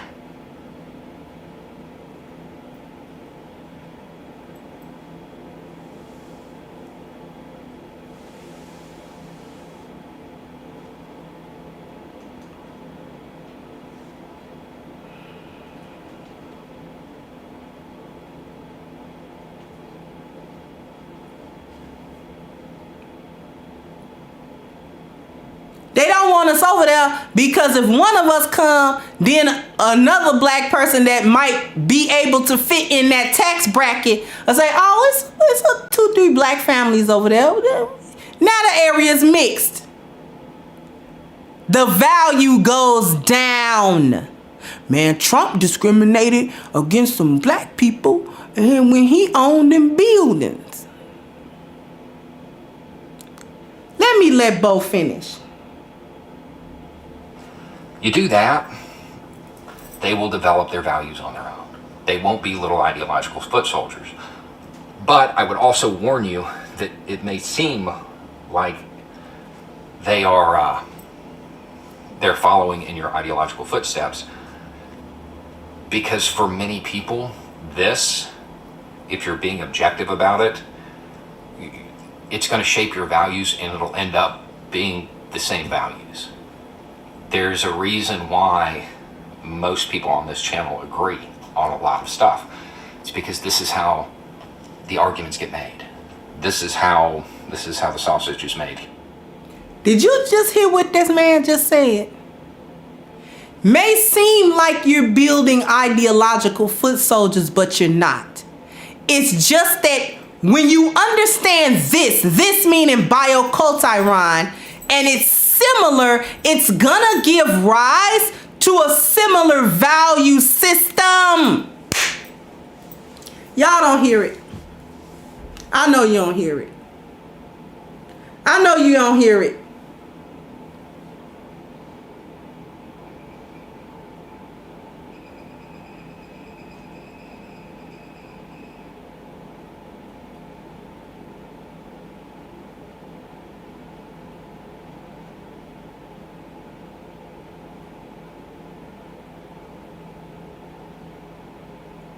Black people agree on stupid stuff because we got the same stupid mentality.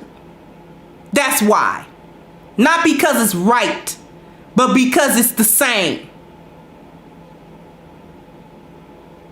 And we don't create our own value system because we don't dictate our own biology. We let other people do it.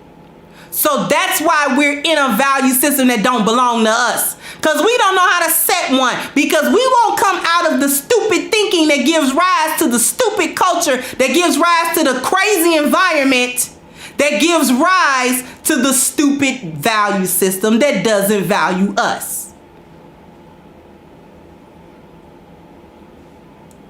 Sure. So we frame things typically on the moral side, because that, to me, is the most important. Some people would suggest that ethics are. Some people who are definitely wrong would suggest that the legal is. But this is a good technique to get people to think for themselves. And this can be used also to help deprogram Trump supporters when the time comes. Never mention Trump. Talk about policy and ideas. Talk about moral, ethical, and legal. Don't talk about him. Anyway, it's just a thought. Y'all have a good day.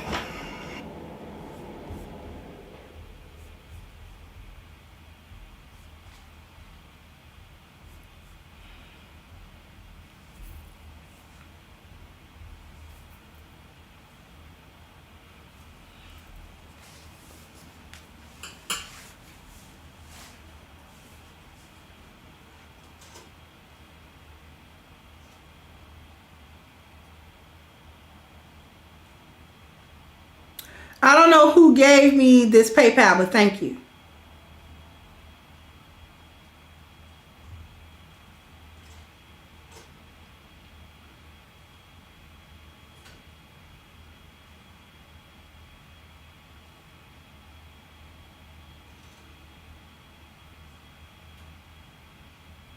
Thank you, Panda Berries, Go Professor, and KP for the Cash Apps. Thank you so much. Very much appreciated.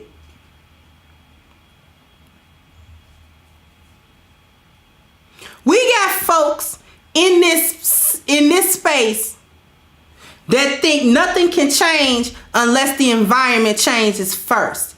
Wrong. You're wrong. Biology changes first. Then culture, then environment.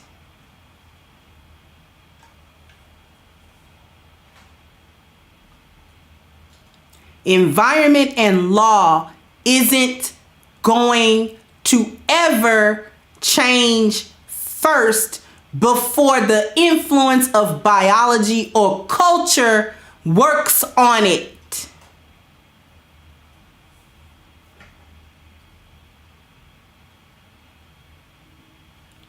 Let me prove that to you.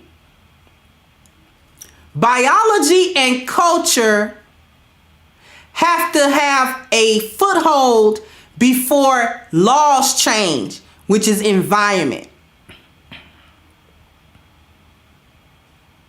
They're not going to be able to successfully pass laws in this country that say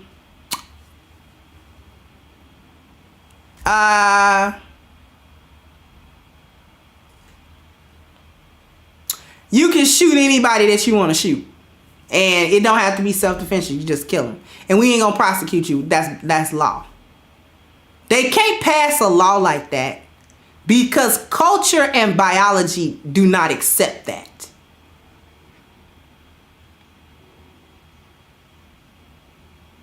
Conversely, thank you, F. Holiday.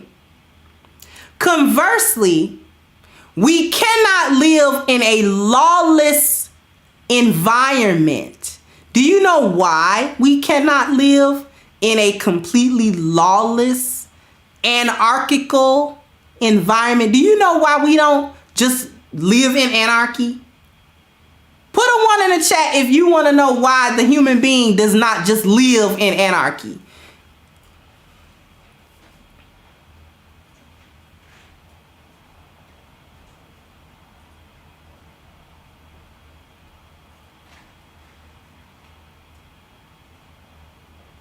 Put a 1 in the chat if you want to know why we don't just live in anarchy. Why we can't. It's not even won't. We can't.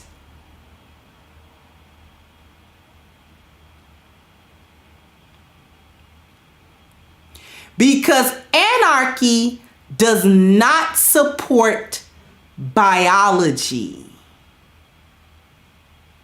I didn't say inform. I said support. Anarchy does not support biology. It doesn't support self-preservation. It doesn't support valuing myself. It don't support that. This is why we can't live in a lawless society either.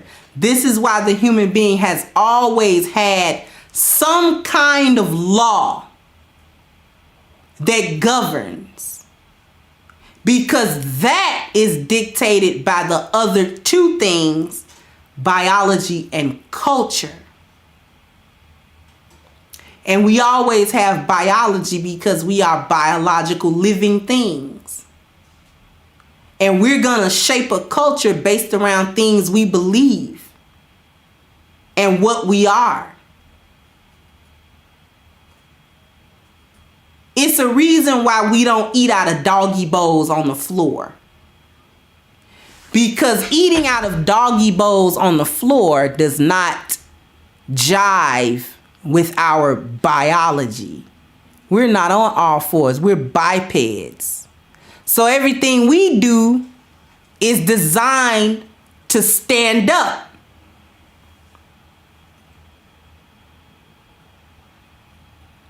Everything we have, unless there's a biological anomaly like a disability or something, everything we have is designed to accommodate the fact that we are bipedal, that we walk and stand upright.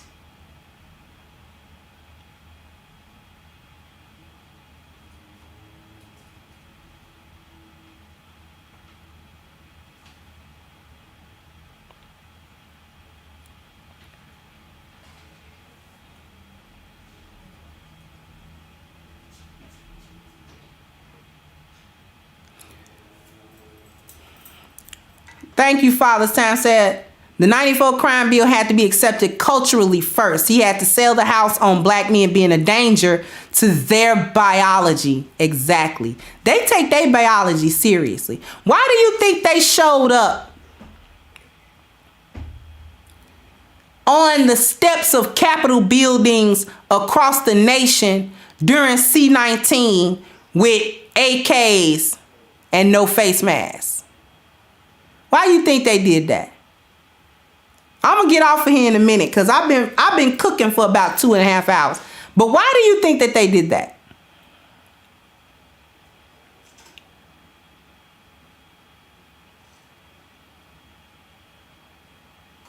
I'm gonna tell you why. They wasn't trying to prevent no laws necessarily. They were trying to prevent drastic changes that affected their biology because they understand how the world works. If you drastically change biology, culture and environment are going to change behind it. And I don't like the direction of that change potentially. I don't like the cultural shift and I don't like the environmental shift either. I don't like how it's going to affect language and behavior of the group and unwritten policy. I don't like how it's gonna do. I don't like how it's gonna affect written policies, the financial institutions, educational institutions. I don't like the direction of that. So the first thing I'm gonna do is stop you from trying to change my biology and change what I believe about it. That's why they be so gung-ho to show up with guns at the Capitol buildings. Cause you ain't gonna make me change my biology cause I know what come after that.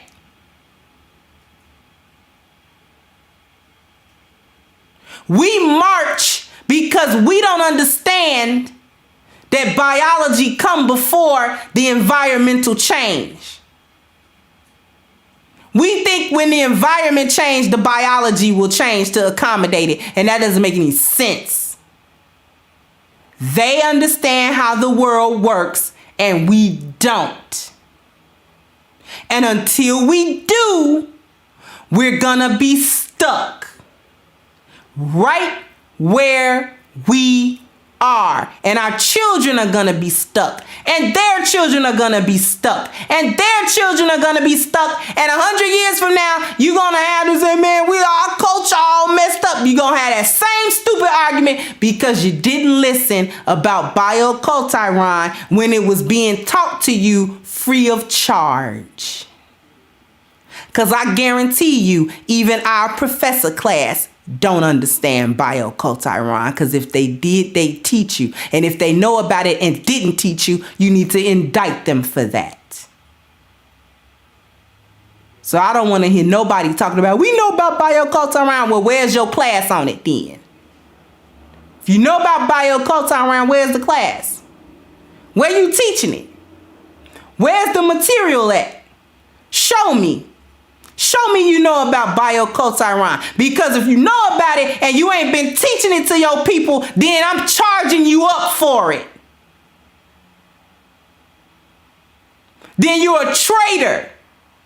Because that man that we just got through watching understand bioculture and made a YouTube video for his subscribership based on it.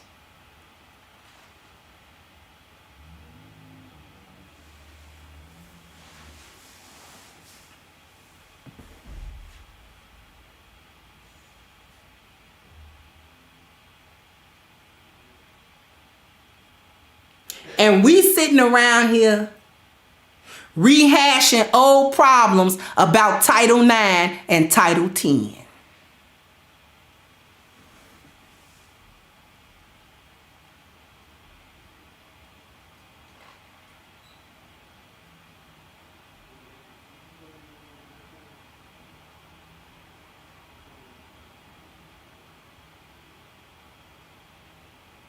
I'm gonna get on up out of here.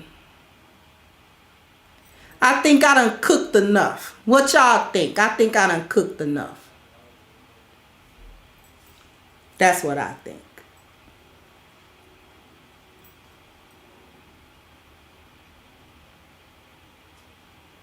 Thank you, brother, truth be told.